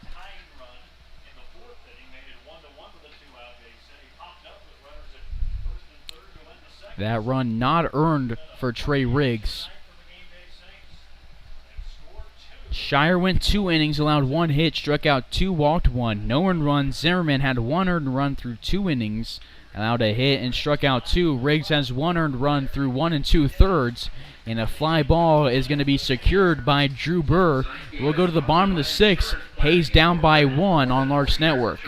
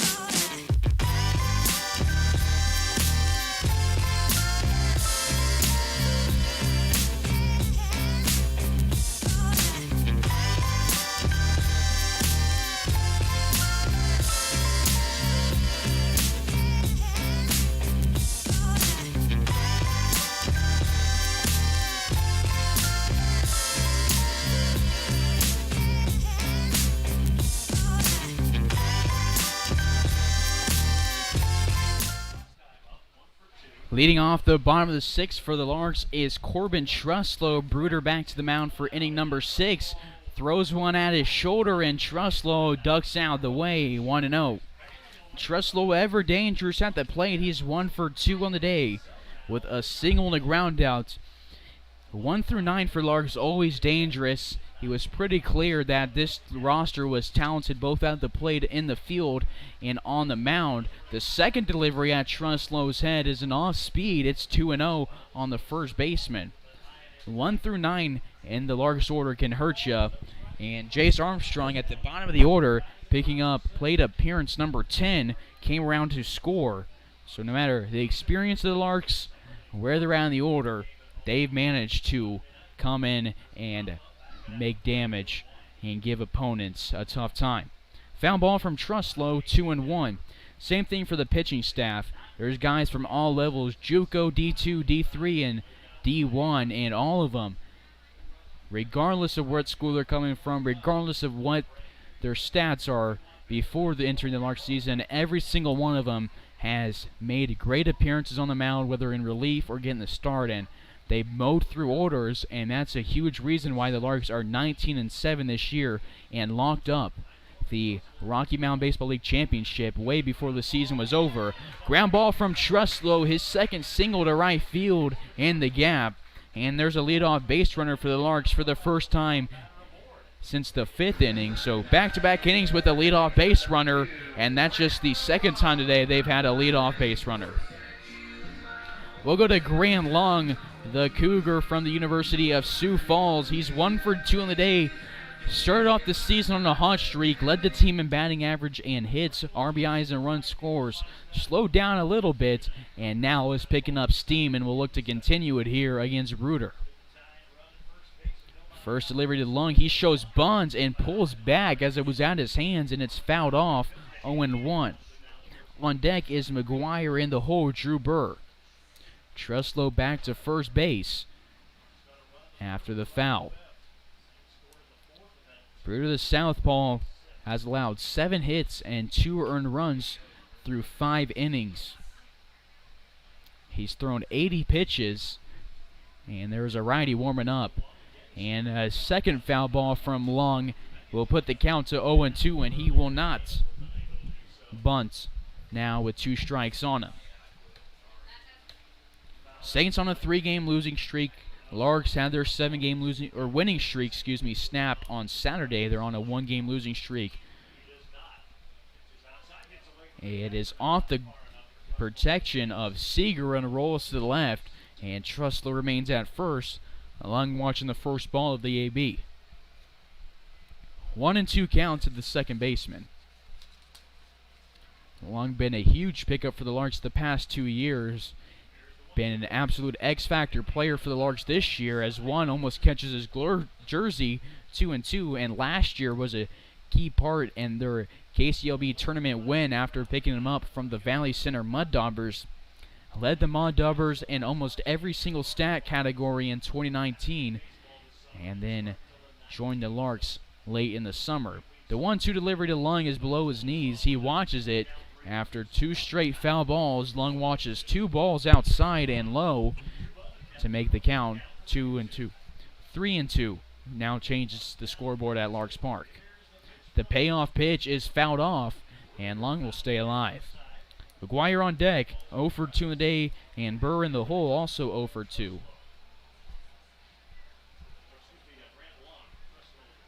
Lung pointing at something in the dugouts.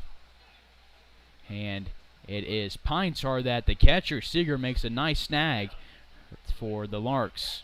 And he gets some compliments from the dugouts and gives the Larks a point. Long gets his tar on the bat and will get back into the left-hander's batter's box. And get a second payoff pitch from Bruder. Bruder 1-3 on the year through 8 appearances. This is his 9th and his 7th start. Fastball low and outside. And Grant Long takes it to opposite field, out of play. Grant probably would have left on and outside had it been earlier in the count without 2 strikes on him, but he's forced to protect in this situation. Seeger comes up from behind the plate to go talk with the guy heading into his freshman college season.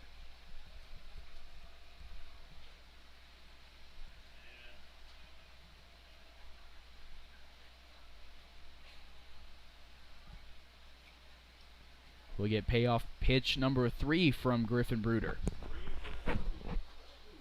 And it's above the letters on Grant Lung. 2 straight base runners for the Larks. 2 on with nobody out. Walk number 1 of the day for Griffin Bruder.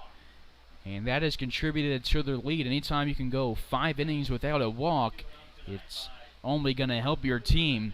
For Grant Long, that is walk number 1 on the day and on the season for the Arizona native. That is walk number 28, the most on the Larks roster by 6. And we will get a relief pitcher. It is a righty. His first batter he'll face will be McGuire, and it's a day for Griffin Bruder. He secures his day. Larks down 3-2 with 2 on and nobody out. We'll be right back for the continuation of the bottom of the 6th.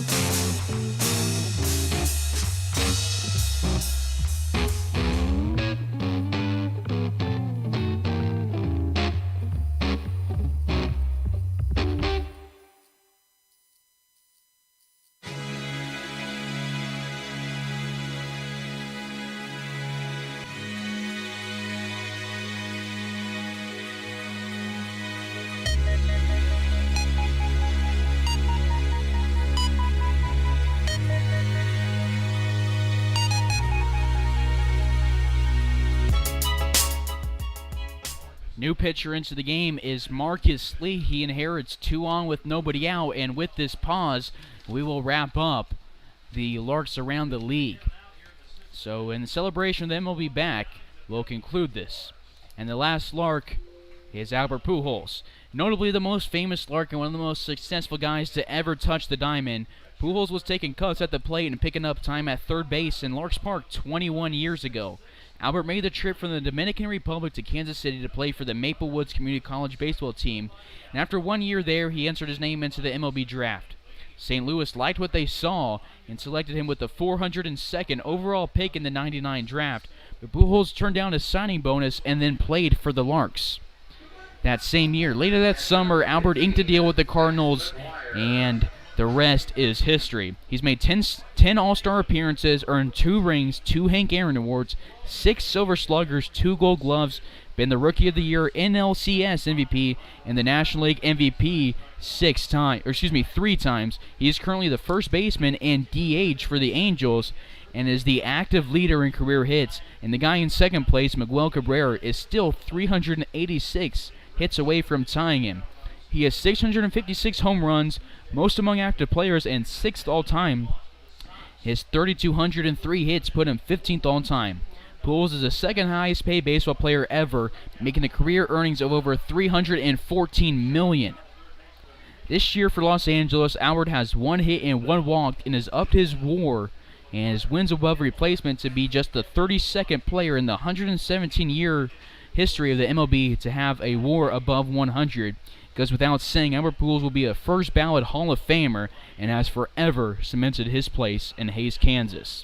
At the plate against Marcus Lee is Max McGuire, down the count 0-2 after a couple of foul balls.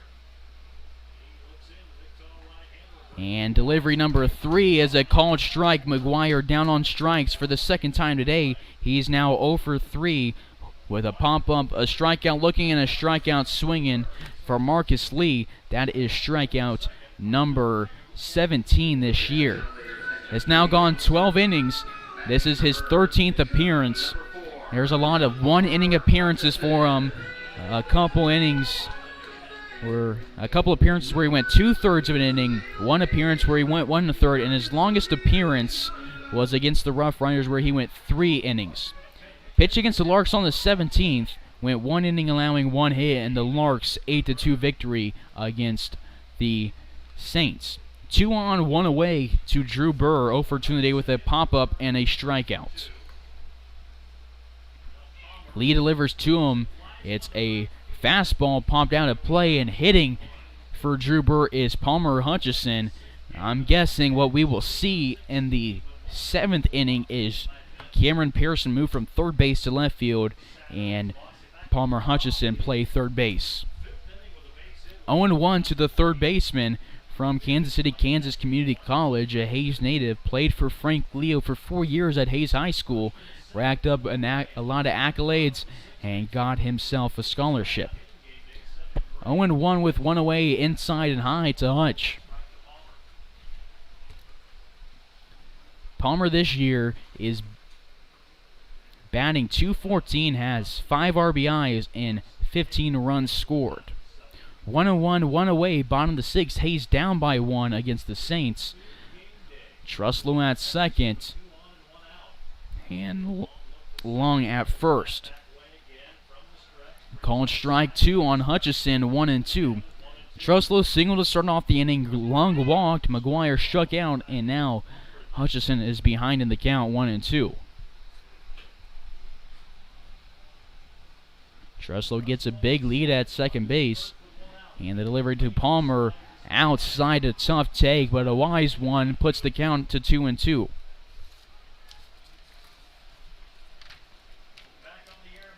Marcus Lee from the Colorado School of Mines, and the righty will deliver to Hutchison with 2 guys on and a 2-2 count. Fastball inside, full count for Hutch. Works his way back into the count as Jace Armstrong is not on deck for the Larks. He is up next in the order, and there's nobody on the on-deck circle. And they will call a strike 3 on Palmer Hutchison.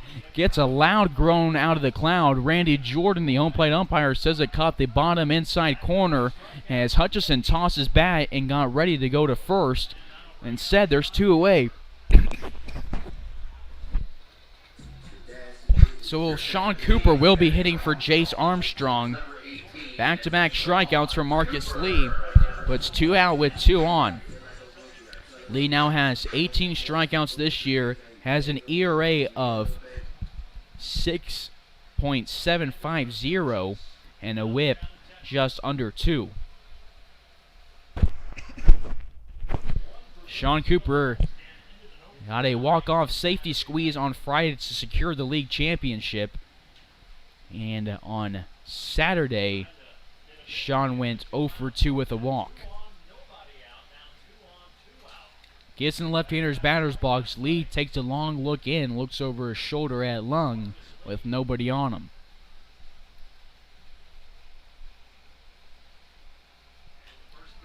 Fly ball, line drive, left field side, and out of play. Due up in the 7th inning will be the top of the order for the Saints. We're at the bottom of the order for Hayes. So it's a day for Jace Armstrong, going 1 for 2 with a single, a run scored, and a strikeout. 0-1 becomes 1-1. It's outside off of a heater.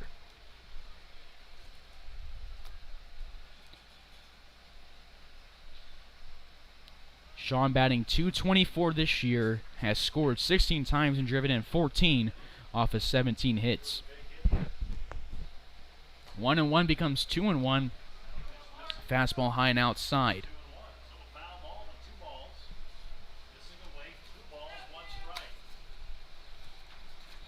Larks 1-1 against the Saints this year. Lost 4-6 on game 1 against them, and then won 8-2 after 8 great innings from Drew Burr on the 17th. 2-1, 2 away, the delivery to Sean Cooper, grounded softly to the right side. Williams moves in off the bag, and it's a race to first base, and Sean Cooper doesn't lose many of those, has a lot of speed. Lee uses those long legs to his advantage and beats Cooper out by a step to end the 6th inning. Larks will be down by 1 as we move to the 7th. After having 2 guys on with nobody out to start the inning, Larks leave them on first and second, and we go to the 7th.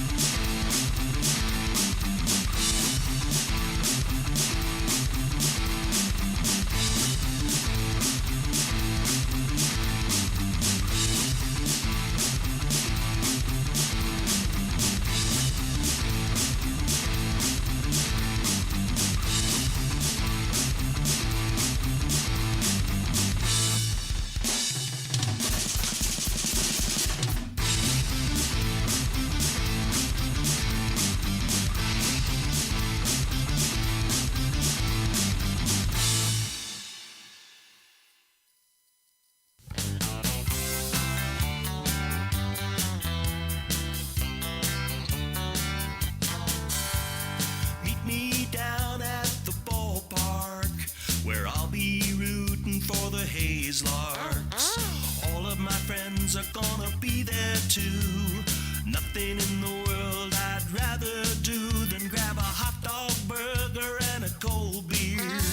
You'll hear me yelling out a big cheer, 'cause whether they win or whether they lose, I'll be rooting for the Hayes Larks. Hayes Larks! I'll be rooting for the Hayes Larks. Can't wait to see a home. Top of the 7th we go. First pitch is a ground ball right at Grand Lung.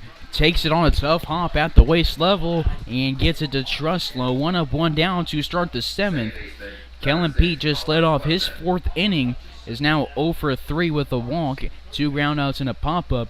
New pitcher into the game for the Larks is the southpaw Trevor Munch. Lawrence native, has played for the Oklahoma Sooners and the Wichita State Shockers. Goes from the windup a fastball with some heat on it, misses the zone. 1-0 on Colin Clefman. 0 for 3 on the day with 2 pop-ups to Truslow and a groundout to the pitcher in the 3rd. 2-0 off of Munch. Munch has made now 8 appearances on the mound this year, made 1 appearance as a courtesy runner here at Larks Park. Gets a called strike against the second baseman. He's 1-1 this year, picking up a win against Boulder and a loss against Boulder.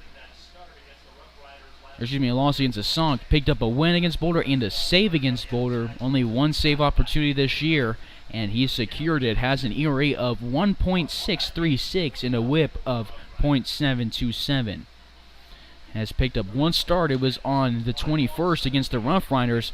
Pop fly sent to right field. Sean Cooper calls off Jeminian and makes the catch for out number 2. So that is what happens. Armstrong gets replaced by Cooper in right field, and Palmer Hutchison is now at third base, and Cam Pearson is in left field. 2 up, 2 down for Munch. So Landon Shire starts off the game, goes 2 innings strong. No earned runs, striking out 2, 1 hit allowed. Zimmerman allows the first earned run of the game after 2 innings. Riggs goes 2 innings with an earned run, and now it's Munch facing against 2 guys and getting them out on the ground out and a fly ball both to the right side of the field. Now to Trevor Howard, 0 for 2 in the day with a ground out to Kavanaugh, a strikeout and a walk. Munch delivers. It's grounded to the left side. Hutchison lunges forward and slides. It's into left field, and Pearson grabs it for the 4th hit of the game. Second time Howard's been aboard. It's a runner on first with 2 away in the top of the 7th. Due up in the bottom half of the inning for the Larks at the top of the order, Jiminian, Kavanaugh, and Divis. I imagine they'll bring Marcus Lee out for the 7th inning, but the Saints, you never know, they like to throw guys for a lot of the time just 1 inning. 1-0 to the cleanup hitter, Luke Bailey, who scored the go-ahead run in the 6th inning. Excuse me, he scored the tying run. Humrichow scored the go-ahead run. Ground ball between Long and Truslow. Rounding second is Bailey. Bailey hits first, and they will throw out from right field. Getting thrown out is Howard. Tries to go first to third, and Randy Jordan calls him out. A beautiful throw from Sean Cooper, and Palmer Hutchison applies the tag to send us to the 7th inning stretch. That's the second time a runner from the Saints has tried to get greedy, and the Larks will throw him out as the head coach, Mike Coons, has some words for Randy Jordan as he goes back to the dugout. We go to the 7th inning stretch. Larks down 3-2.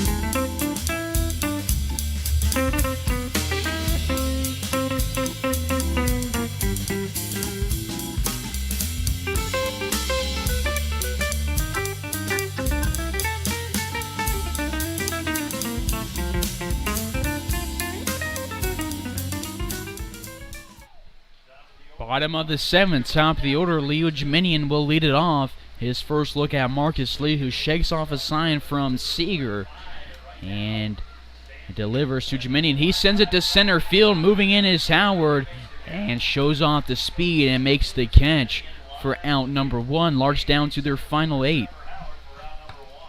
Jiminian now 0 for 4 on the day.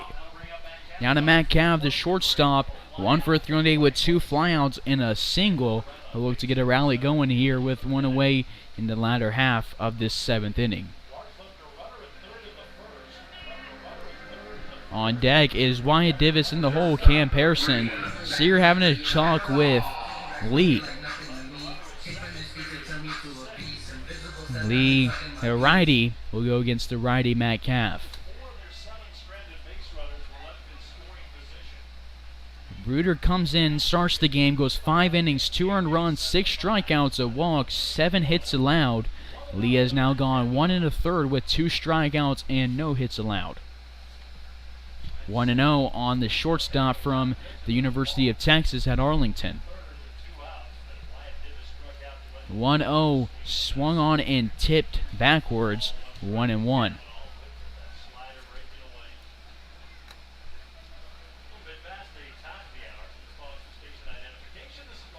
1-1, 1 away, bases empty in the latter half of this 7th inning.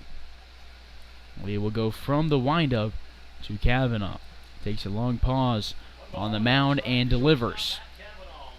It's inside and off the glove of Seager, 2-1. And the pin for the Larks is a righty. If I'm not mistaken, it looks like Drew Burr. Burr made an appearance against the Saints on the 17th and dominated their lineup going through it. Got the start, went 8 innings, 3 hits allowed, 1 walk, striking out 8. No earned runs and a dominant 8-2 victory for the Larks. 3-1 is the count to Kavanaugh. The hitter's count delivery to the shortstop is at the letters for a called strike 2, a full count.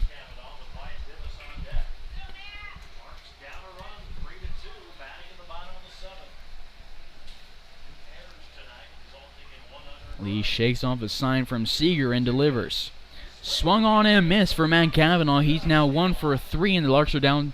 Oh, excuse me. It was fouled off just off the tip of Kavanaugh's bat, staying alive. Lee delivers the second payoff pitch, and Kavanaugh takes it outside and low. He's aboard for the second time today. A walk and a single, runner on first, go ahead run at the plate. For Matt Kavanaugh, that is walk number 13 this year. To the plate is Wyatt Divis, always dangerous whether it's on the mound or at the plate. He's 1 for 2 today with a single, a strikeout and a hit by pitch, has scored once and also drove in one, responsible in some way for both of the Larks' runs tonight. Batting the 3 spot, and the DH takes a pitch outside, 1-0. Pearson on deck, Truslow in the hole for Hayes. The heart of the order, Lee will have to go through in order to secure win number 18 of the year for the Saints. Larks looking to pick up win number 20. 1-0 to Truslow. It's a called strike. Excuse me, not Truslow, Divis, 1-1.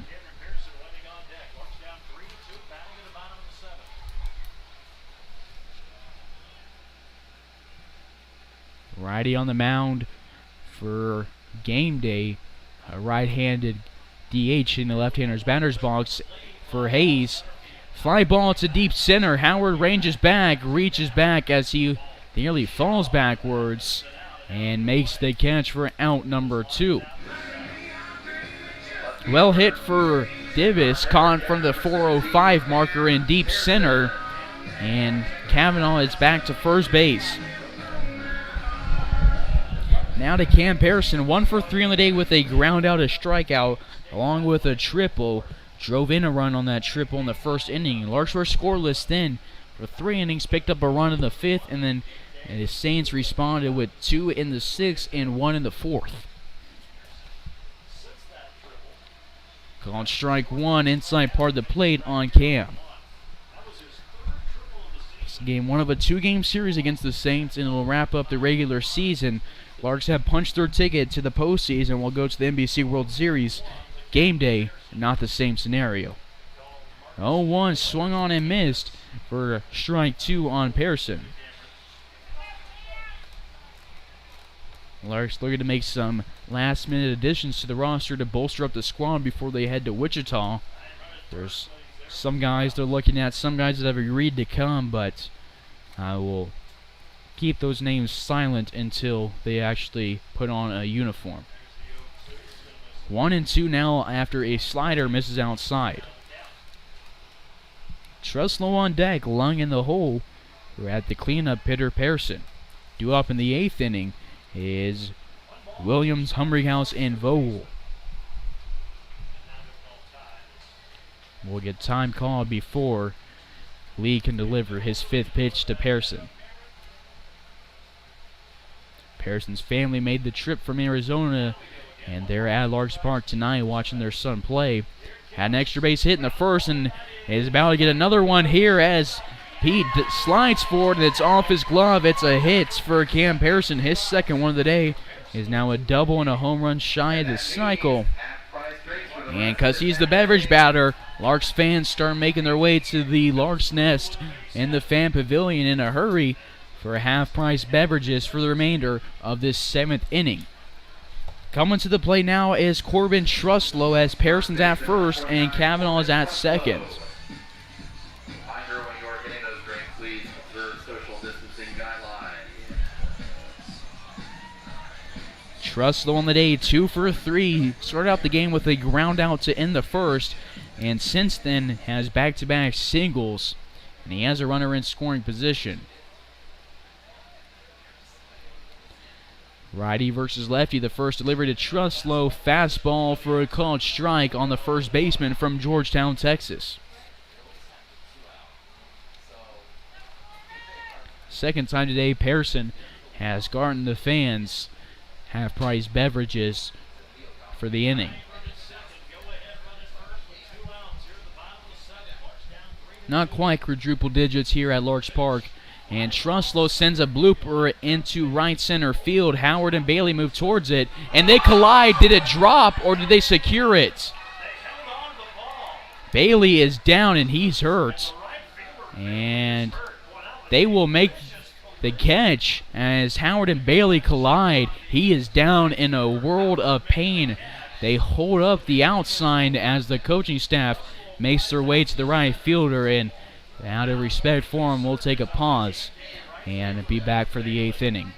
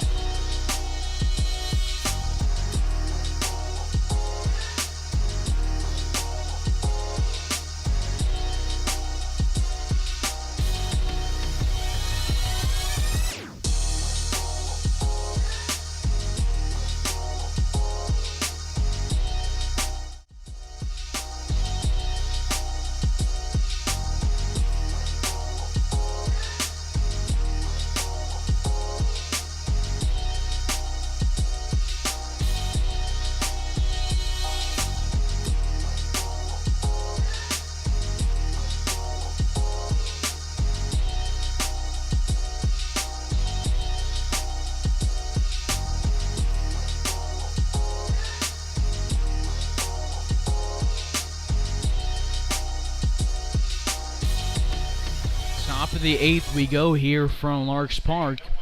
Leading off is the first baseman in the left-hander's batter's box, Reggie Williams. 0 for 2 today with a line out, a fly out, a walk, and a run scored. It's the first batter, Zach Furniture. The Omaha, Nebraska native will face 1-0. So 2 innings from Shire, Munch, and Riggs. And then 1 from Munch. Shire, Zimmerman, and Riggs each pick up 2 innings. Munch comes in for 1. It's Zach Furniture making appearance number 9 here this year. No record. Picked up a save in his last appearance against the Rough Riders 5 days ago. Pitched against the Saints on the 17th. Came in and allowed no earned runs in the 8-2 win. So the 2 runs that scored in that game were unearned by the Larks pitchers when they defeated Gameday 8-2. 2 balls and 1 strike for Zach Furniture. This is his 7th straight appearance in relief. Started against the Cougars and the Pirates, and since then has been out of the pen. Hasn't gone more than 3 innings. Has an ERA of just over 5 and a whip of 1.875. 2-2 lined over the Larks dugout into the pavilion.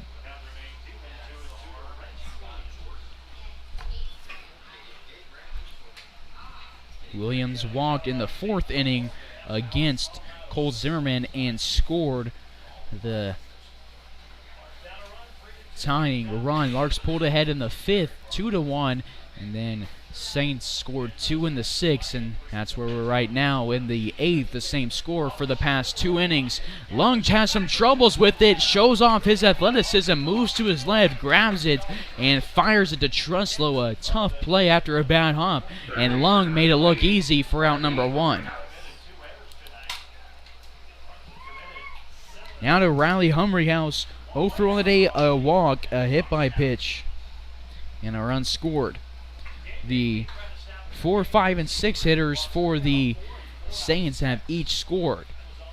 Righty versus righty matchup. Zach Furniture has played 2 years for the Hutchinson Blue Dragons, turned 21 in the last home series for the Larks, and throws a slider for a called strike, a nice pitch for 0-1 against the third baseman. Zach has struck out 18 guys, walked just 5, and has 6 earned runs and allowed 15 hits. Righty versus righty. Pitch number 2 is a slider in the zone, 2 straight strikes. That one had some heat on it. Furniture can throw with a lot of velocity, a lot of movement, and can take something off it on an off speed. He's held opponents to a batting average of .349 and has a strikeout per 9 innings rating of 13.5. No balls and 2 strikes. Fastball just outside. 1-2. New catcher into the game, replacing Max McGuire, is the LSU Tiger, Jacob Wyeth.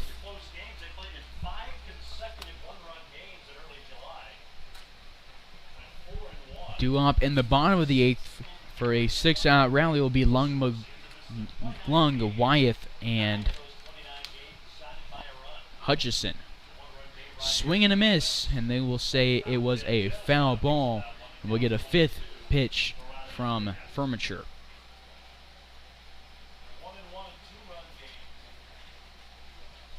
Furniture has now thrown 7 pitches, and 5 of those strikes. Now the stats updated. He's thrown 10 pitches, 7 strikes. Started both batters with the first pitch strike. Larks no wild pitches. 1 for the Saints was Griffin Bruder. And Furniture has a 1-2 count against the third baseman. It's inside and will hit Humringhouse in his left shoulder, and he is aboard the 2nd hit by pitch of the day for the Larks. 1 was from Zimmerman, this one from Furniture. Bruder also hit a Lark earlier in the game. Runner on first with 1 away. For Zach Furniture, that is the second guy he's plunked all year, and the first time he's done so since June 26th against the Cougars in his first appearance his first appearance in a Larks uniform. One away check over at first base, not in time.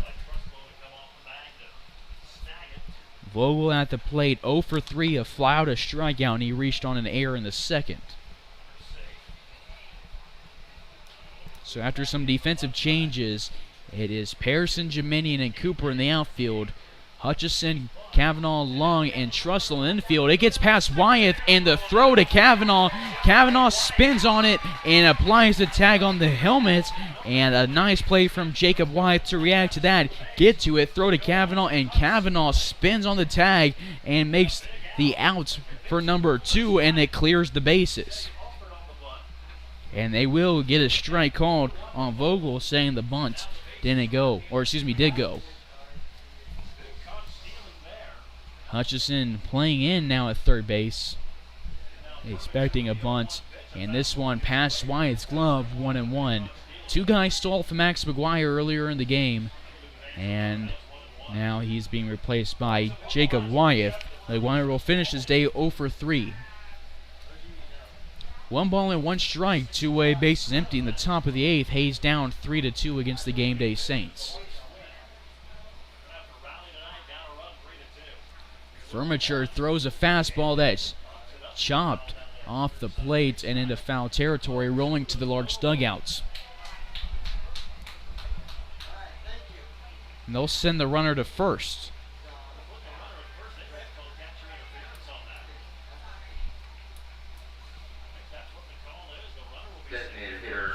So something must have happened there, either with Furniture or Wyeth. Would have had to have been Wyeth to put the runner on.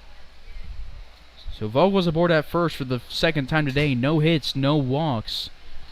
No hit by pitches, reaching on an error, and would make sense to be called a catcher's interference.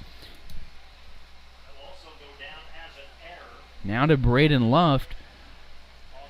1 for 3 on the day, reaching on an error in the 6th, striking out and singling. 1-0.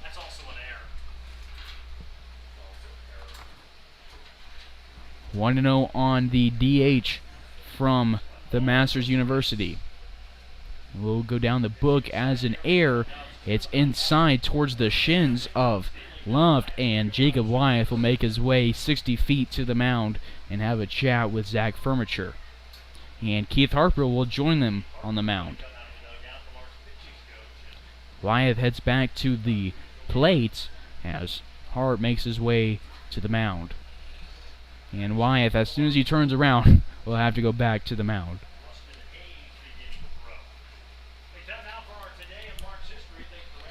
Luft at the dish. Seager on deck. Pete's in the hole. At first base is Vogel. Furniture started out the first guy he faced with a ground out and then hit a batter.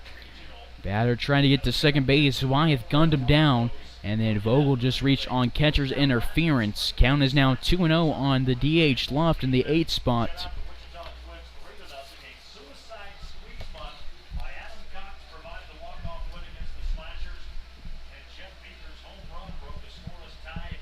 Trussell will keep Vogel honest at first, and Furniture will deliver pitch number 3 to Luft.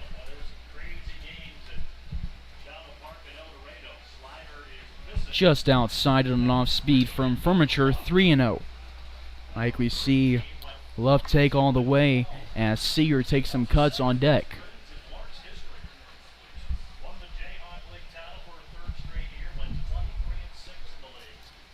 3-0 delivery, fastball right down the pipe, and Luft does take it. Hitters counts.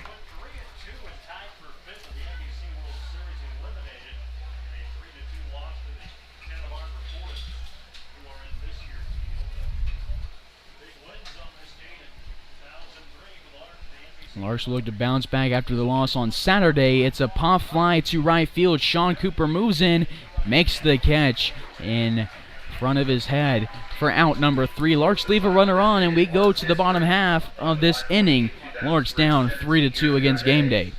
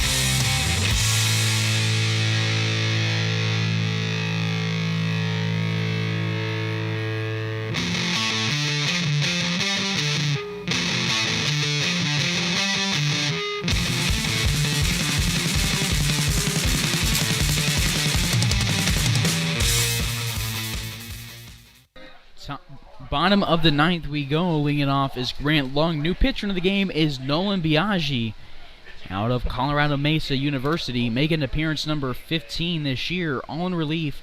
He has no record, picked up a save, and has an ERA above 4 and a whip just under 2. Has allowed 16 hits, has 21 strikeouts and 16 walks. Seager will have a chat with him before Grant can lead it off. Time for this day in Larks history.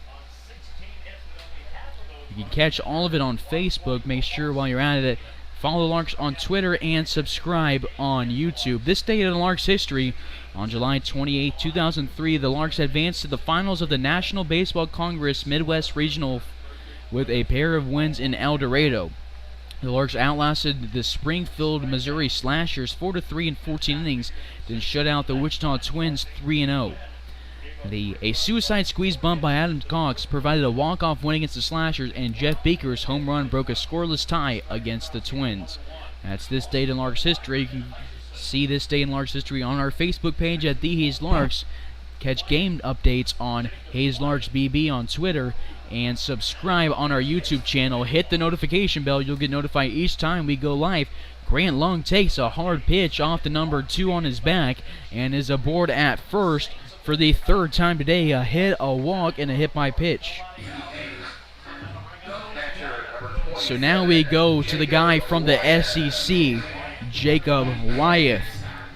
Places Max McGuire. McGuire finishes 0 for 3 with 2 strikeouts. Wyeth leads the team in slugging percentage.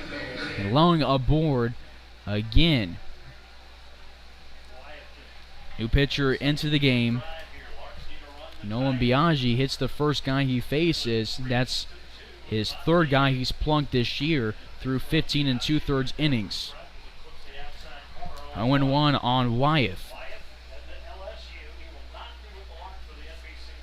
For Grant Long, that is the second time this season he's been plunked.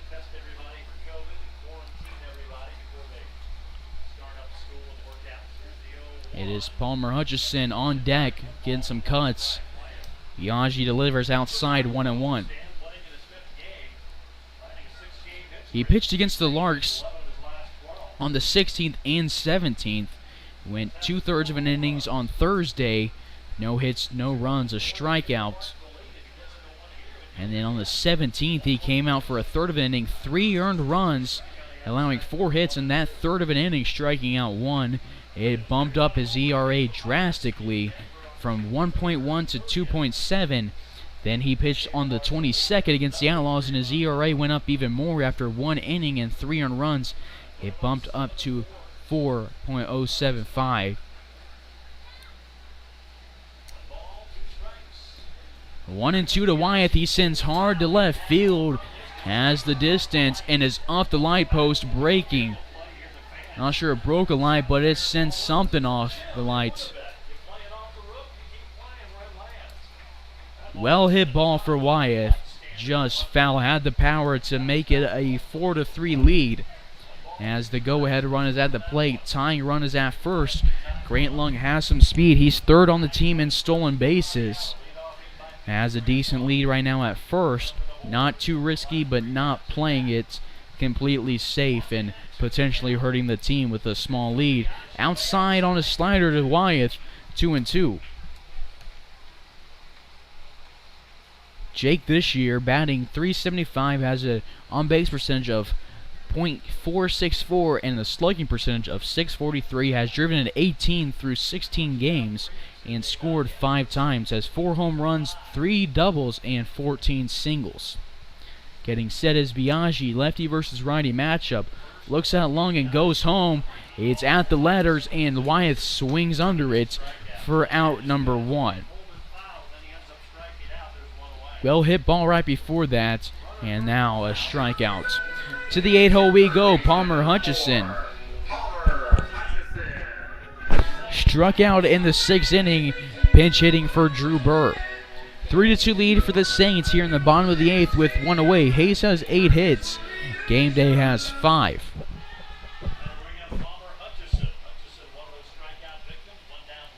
Delivery to him over the outside part of the plate. A tough call, 0-1. On deck is Sean Cooper in the hole. Leo Gemini and Larks down to their final 5 outs, down 3-2. Hutch takes a cut at it, fouls and tips it into the glove of Seeger, 0-2. Reached a little bit on that one, as it was over the outside part of the plate and couldn't get what he wanted in the results.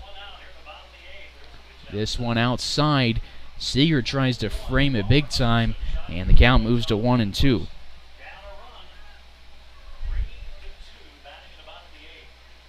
Biaggi has now struck out 22 guys this year, his 19th one in the league. Hutchison waits on it and is just a little bit early on the off speed, sending it into foul territory towards the Larks pen, where Rustin Hayes is throwing some warm-up pitches. Hutchison stays alive and will get pitch number 5. It stays at 1-2. Larks will play tomorrow night at 7. You can catch it right here, and then they will be off until Monday, where they will play in the NBC World Series. They've been the runner-up 5 times. Still looking for that first win at the World Series. 1-2 into the left-hander's batter's box. 2 balls and 2 strikes.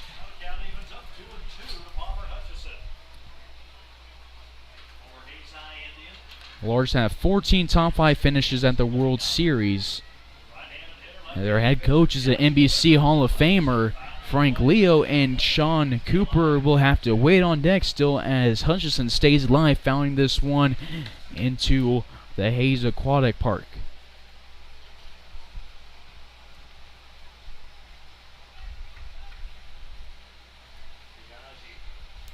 Long small lead at first. The 2's delivery outside. Seeger tried to frame it, and Biaggi didn't the call he wanted. Good at bat for Hutchison. Was down early and has worked his way back to a full count, fouling off some close ones and taking the balls outside and low.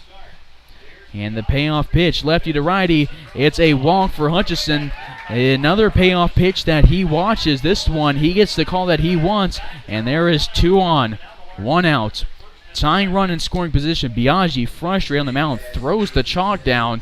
Good sign for the Larks, bad sign for the Saints. Never want a pitcher to show visible frustration like that. Pitching is such a mental game. You could make the argument it's 50% skill, 50% mental on the mound. Easy to get rattled, and he'll face Sean Cooper. Long at second, Hutchison at first, 1 away in the bottom of the 8th inning. Never count the Larks out. They had a huge comeback against Denver on Friday,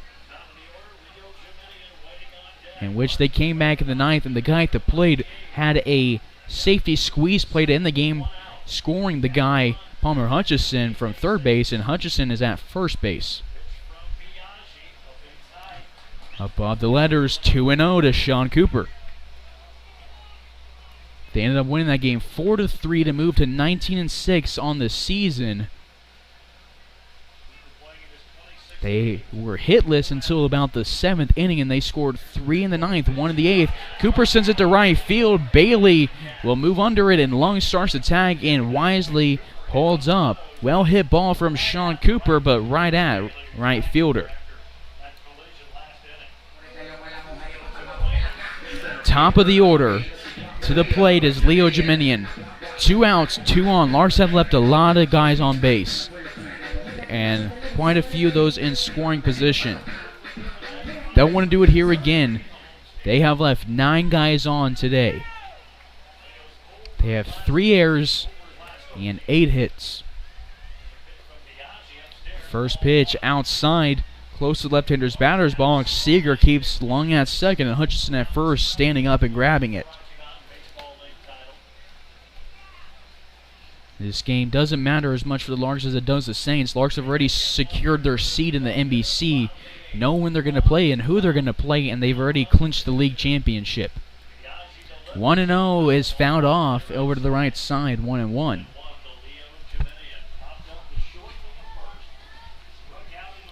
Leo on the day 0 for 4, and he is due for a hit. Corners playing deep in the outfield. With Lung's speed, something there into the grass could get a run home and tie the game up.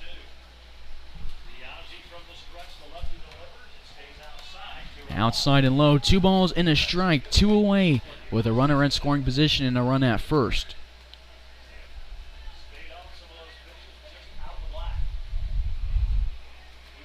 Frank Leo positions himself to be able to send Lung home at third base. He's in his 38th season with the Larks, and we will get a balk, and the runners both move 90 feet. Lung to third, Hutchison to second. The second balk of the day for the Saints.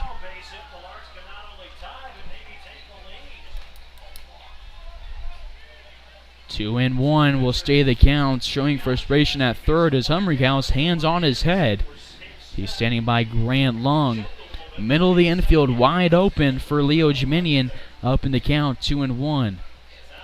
And now he can go from the windup, and a ball outside will be framed by Seeger. Randy Jordan falls for it, and the count moves to 2 and 2 with 2 away. Leo needs to do something here, give the Larks a lead or at least tie the game. The 2's delivery is grounded at the third baseman, won't be able to tag Hutchison and throws across the diamond. Williams makes the catch, and the Larks lead their 10th and 11th runners on base to end an inning, and we go to the 9th, Hayes down by 1.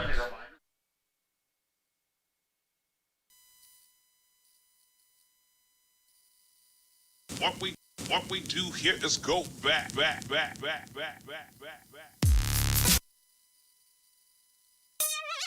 What we do.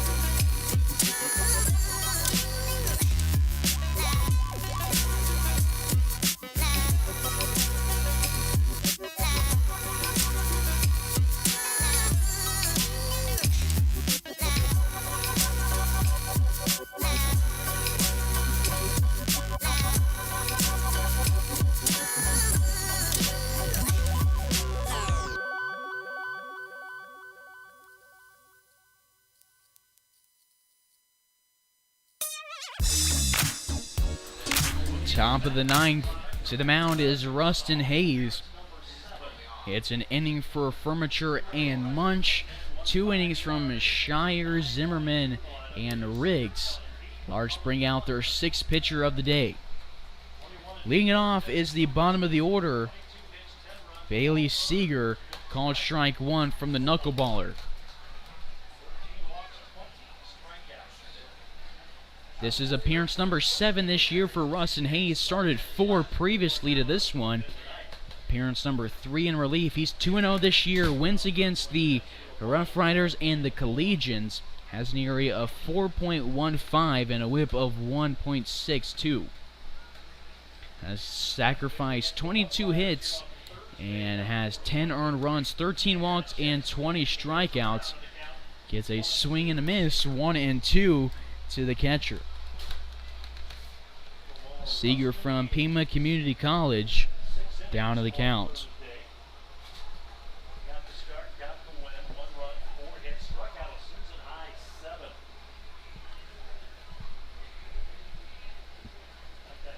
Rustin 6'5" knuckleballer from Hector, Arkansas, delivers a knuckleball, grounded at Matt Cavanaugh, moves in, fields it at the waist, throws on a dime to Corbin Truslow. 1 up, 1 down for the Larks in the top of the 9th. Shortstop number 18, Kellen Peets.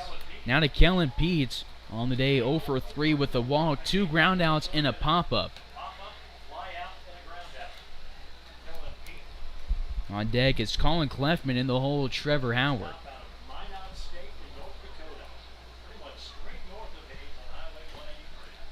One away, base is empty. Knuckleball from Rustin Hayes moves from inside and high to right down the pipe for a called strike on the shortstop.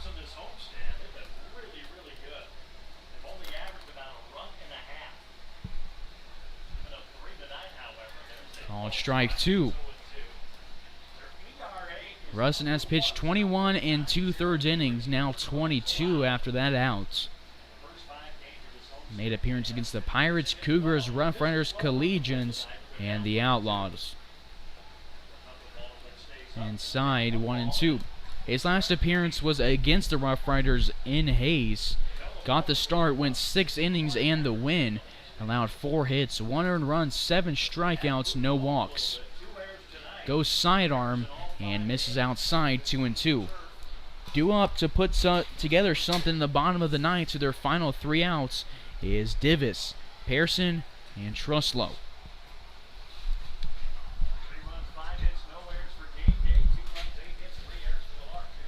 Two's delivery, knuckleball lined at Palmer Hutchison, dives forward, it bounces into left field. Pearson moves to it, and they're going to get a pickle potentially, but Truslow moved away from first base. Wyeth not there in time. Had somebody been at first base, Pete would have been out number 2. Instead, it is a hard single. Pete now reaching base for the second time today, picking up his first hit. We go to Colin Clefman, who is 0 for 4, batting against Shire in the first, Zimmerman in the third, Riggs in the 5th, and Munch in the 7th. Won't get a look at Zach Furniture, but will get a look against Rustin Hayes.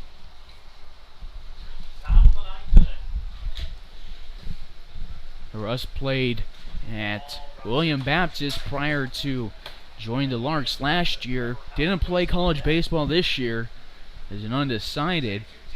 We'll see what he wants to do this year. 0-1 is the count. 1 away, check over at first, not in time.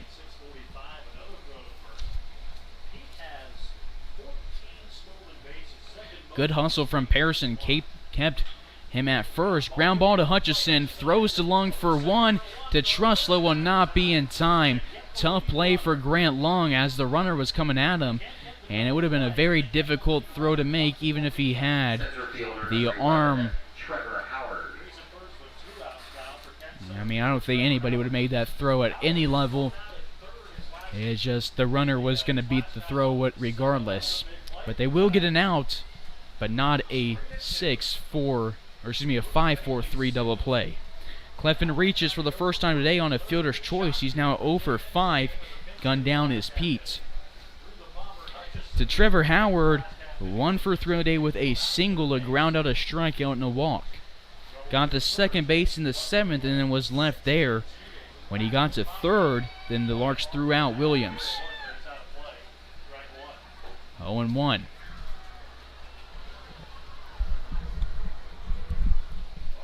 Gameday 3 outs away from snapping their 3-game losing streak. The Larks already on a 1-game losing streak, won 7 of their last 8. Their 7-game win streak was snapped by the Cougars in a 1-run loss on a very, very tough play. It's in the game on Saturday. Check over at the runner at first, gets past Truslow, and going to second base is Clefman. Error number 4 for the Larks. No errors for Gameday. 4 for the Larks.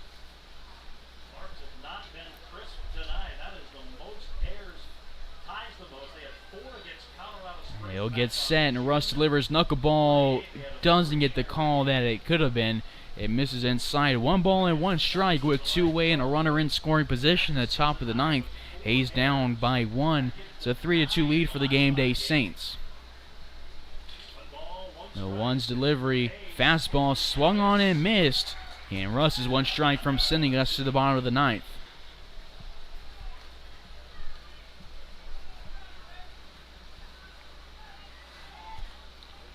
One and two away, with Cleffman at second, Howard at the dish. On deck is Bailey in the hole Williams. Throw to second. Lung moves off the bag as Wyatt tries to catch. Cleffman sleeping. Count moves to 2-2.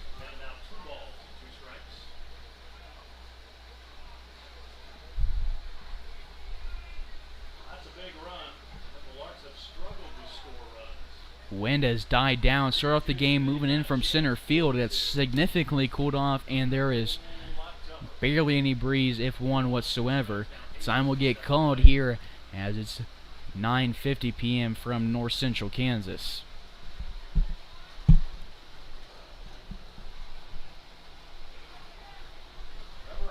Russ will get back on the mound. Let's see what pitch he wants to throw. Loves his knuckleball. Sometimes he'll go overhand, sometimes 3/4, sometimes sidearm. Knuckleball from 3/4. It's swung on and missed. A nice pitch from Russ to end the inning. Strikeout number 21 this year, and the Larks will be down to their final. Strikeout number 22 this year for Russ and A's, and the Larks will be down to their final 3 outs in the bottom of the ninth. Hey Larks fans, click that subscribe button. It's completely free. This isn't like a magazine subscription or a TV subscription. You won't get billed, you won't get spam emails, but you will help us reach our goal. Right now we're at about 600 subscribers, but we're trying to reach 1,000 subscribers. We have thousands of views from this season, but only 600 subscribers. Make sure to subscribe when you're watching if you haven't yet. When you hit that button, the Larks will show up in your subscription section of your account. That's it. No fees, no payments, no registration or information. Share the Larks YouTube page with your friends and tune into our broadcast. Thank you for watching our YouTube channel, supporting the team, and subscribing. The Larks have the best fans and we're grateful for Larks Nation. Now, let's get back to the game.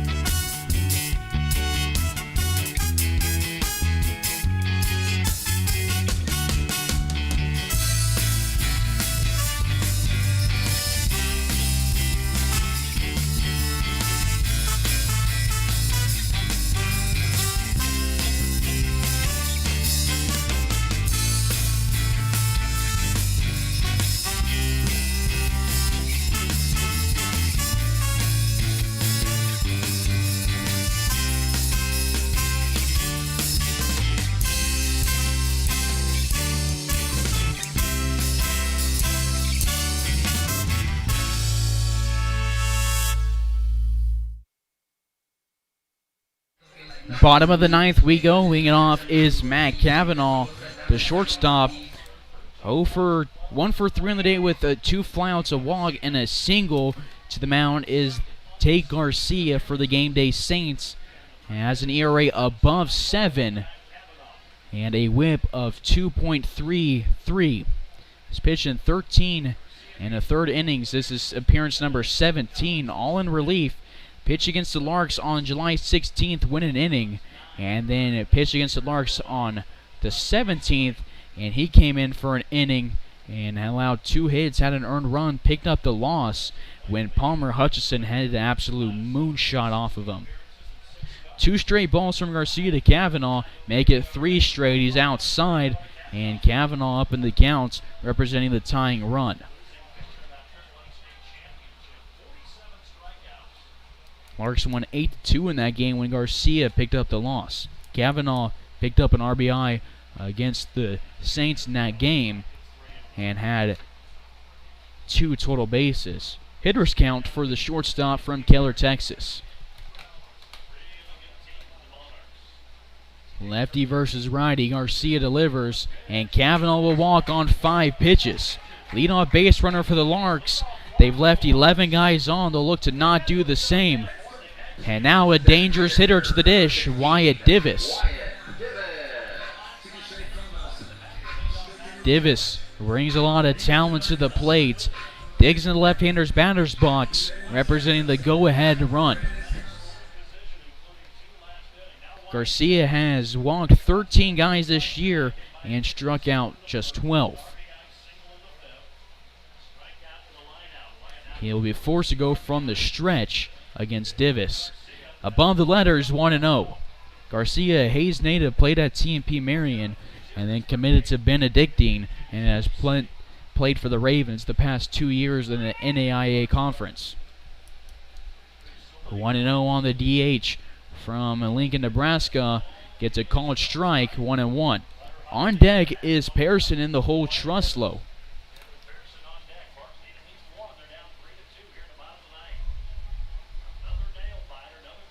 Cavanaugh gets his lead at first base. And Garcia will deliver home. Grounded up the middle, moving towards it is Clefman to second base for 1, and then to first base for out number 2. A 4-6-3 double play as Garcia looks down the Larks dugout.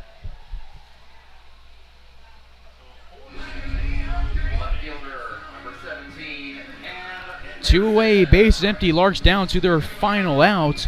It's Cam Pearson. He has a single and a triple on the day. A strikeout and a ground out. Drove in a run on that triple, brought home Wyatt Divis. Larks already secured the league championship and got their seed in the NBC tournament. This game meaningless to their season in terms of a trophy or seed. 1-0.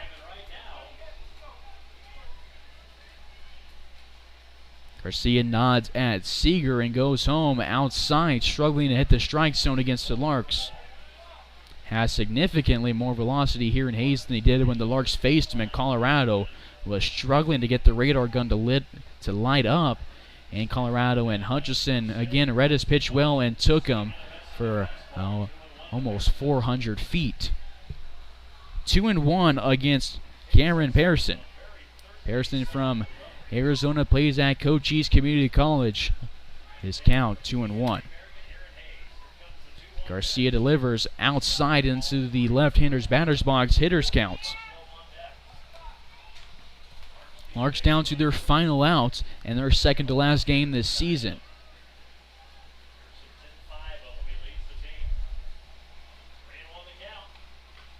He pulls it into the Larks dugout on a grounder. Full count for Cam. Larks have left 11 guys on, have 4 errors, and the Saints have 9 guys left on base, no errors. That very much is the difference makers right there. Cam wants time, steps back, and gets adjusted before Garcia will go from the windup. And the payoff pitch is swung on a miss. Garcia stares down the Larks lineup and looks at their dugout. Saints celebrates as they will lose the Rocky Mountain Baseball League. Larks have secured the league championship as they're talking smack to the Larks dugouts. Even though the Larks have secured the championship and will play in Wichita, and the Saints will have their season ended tomorrow night.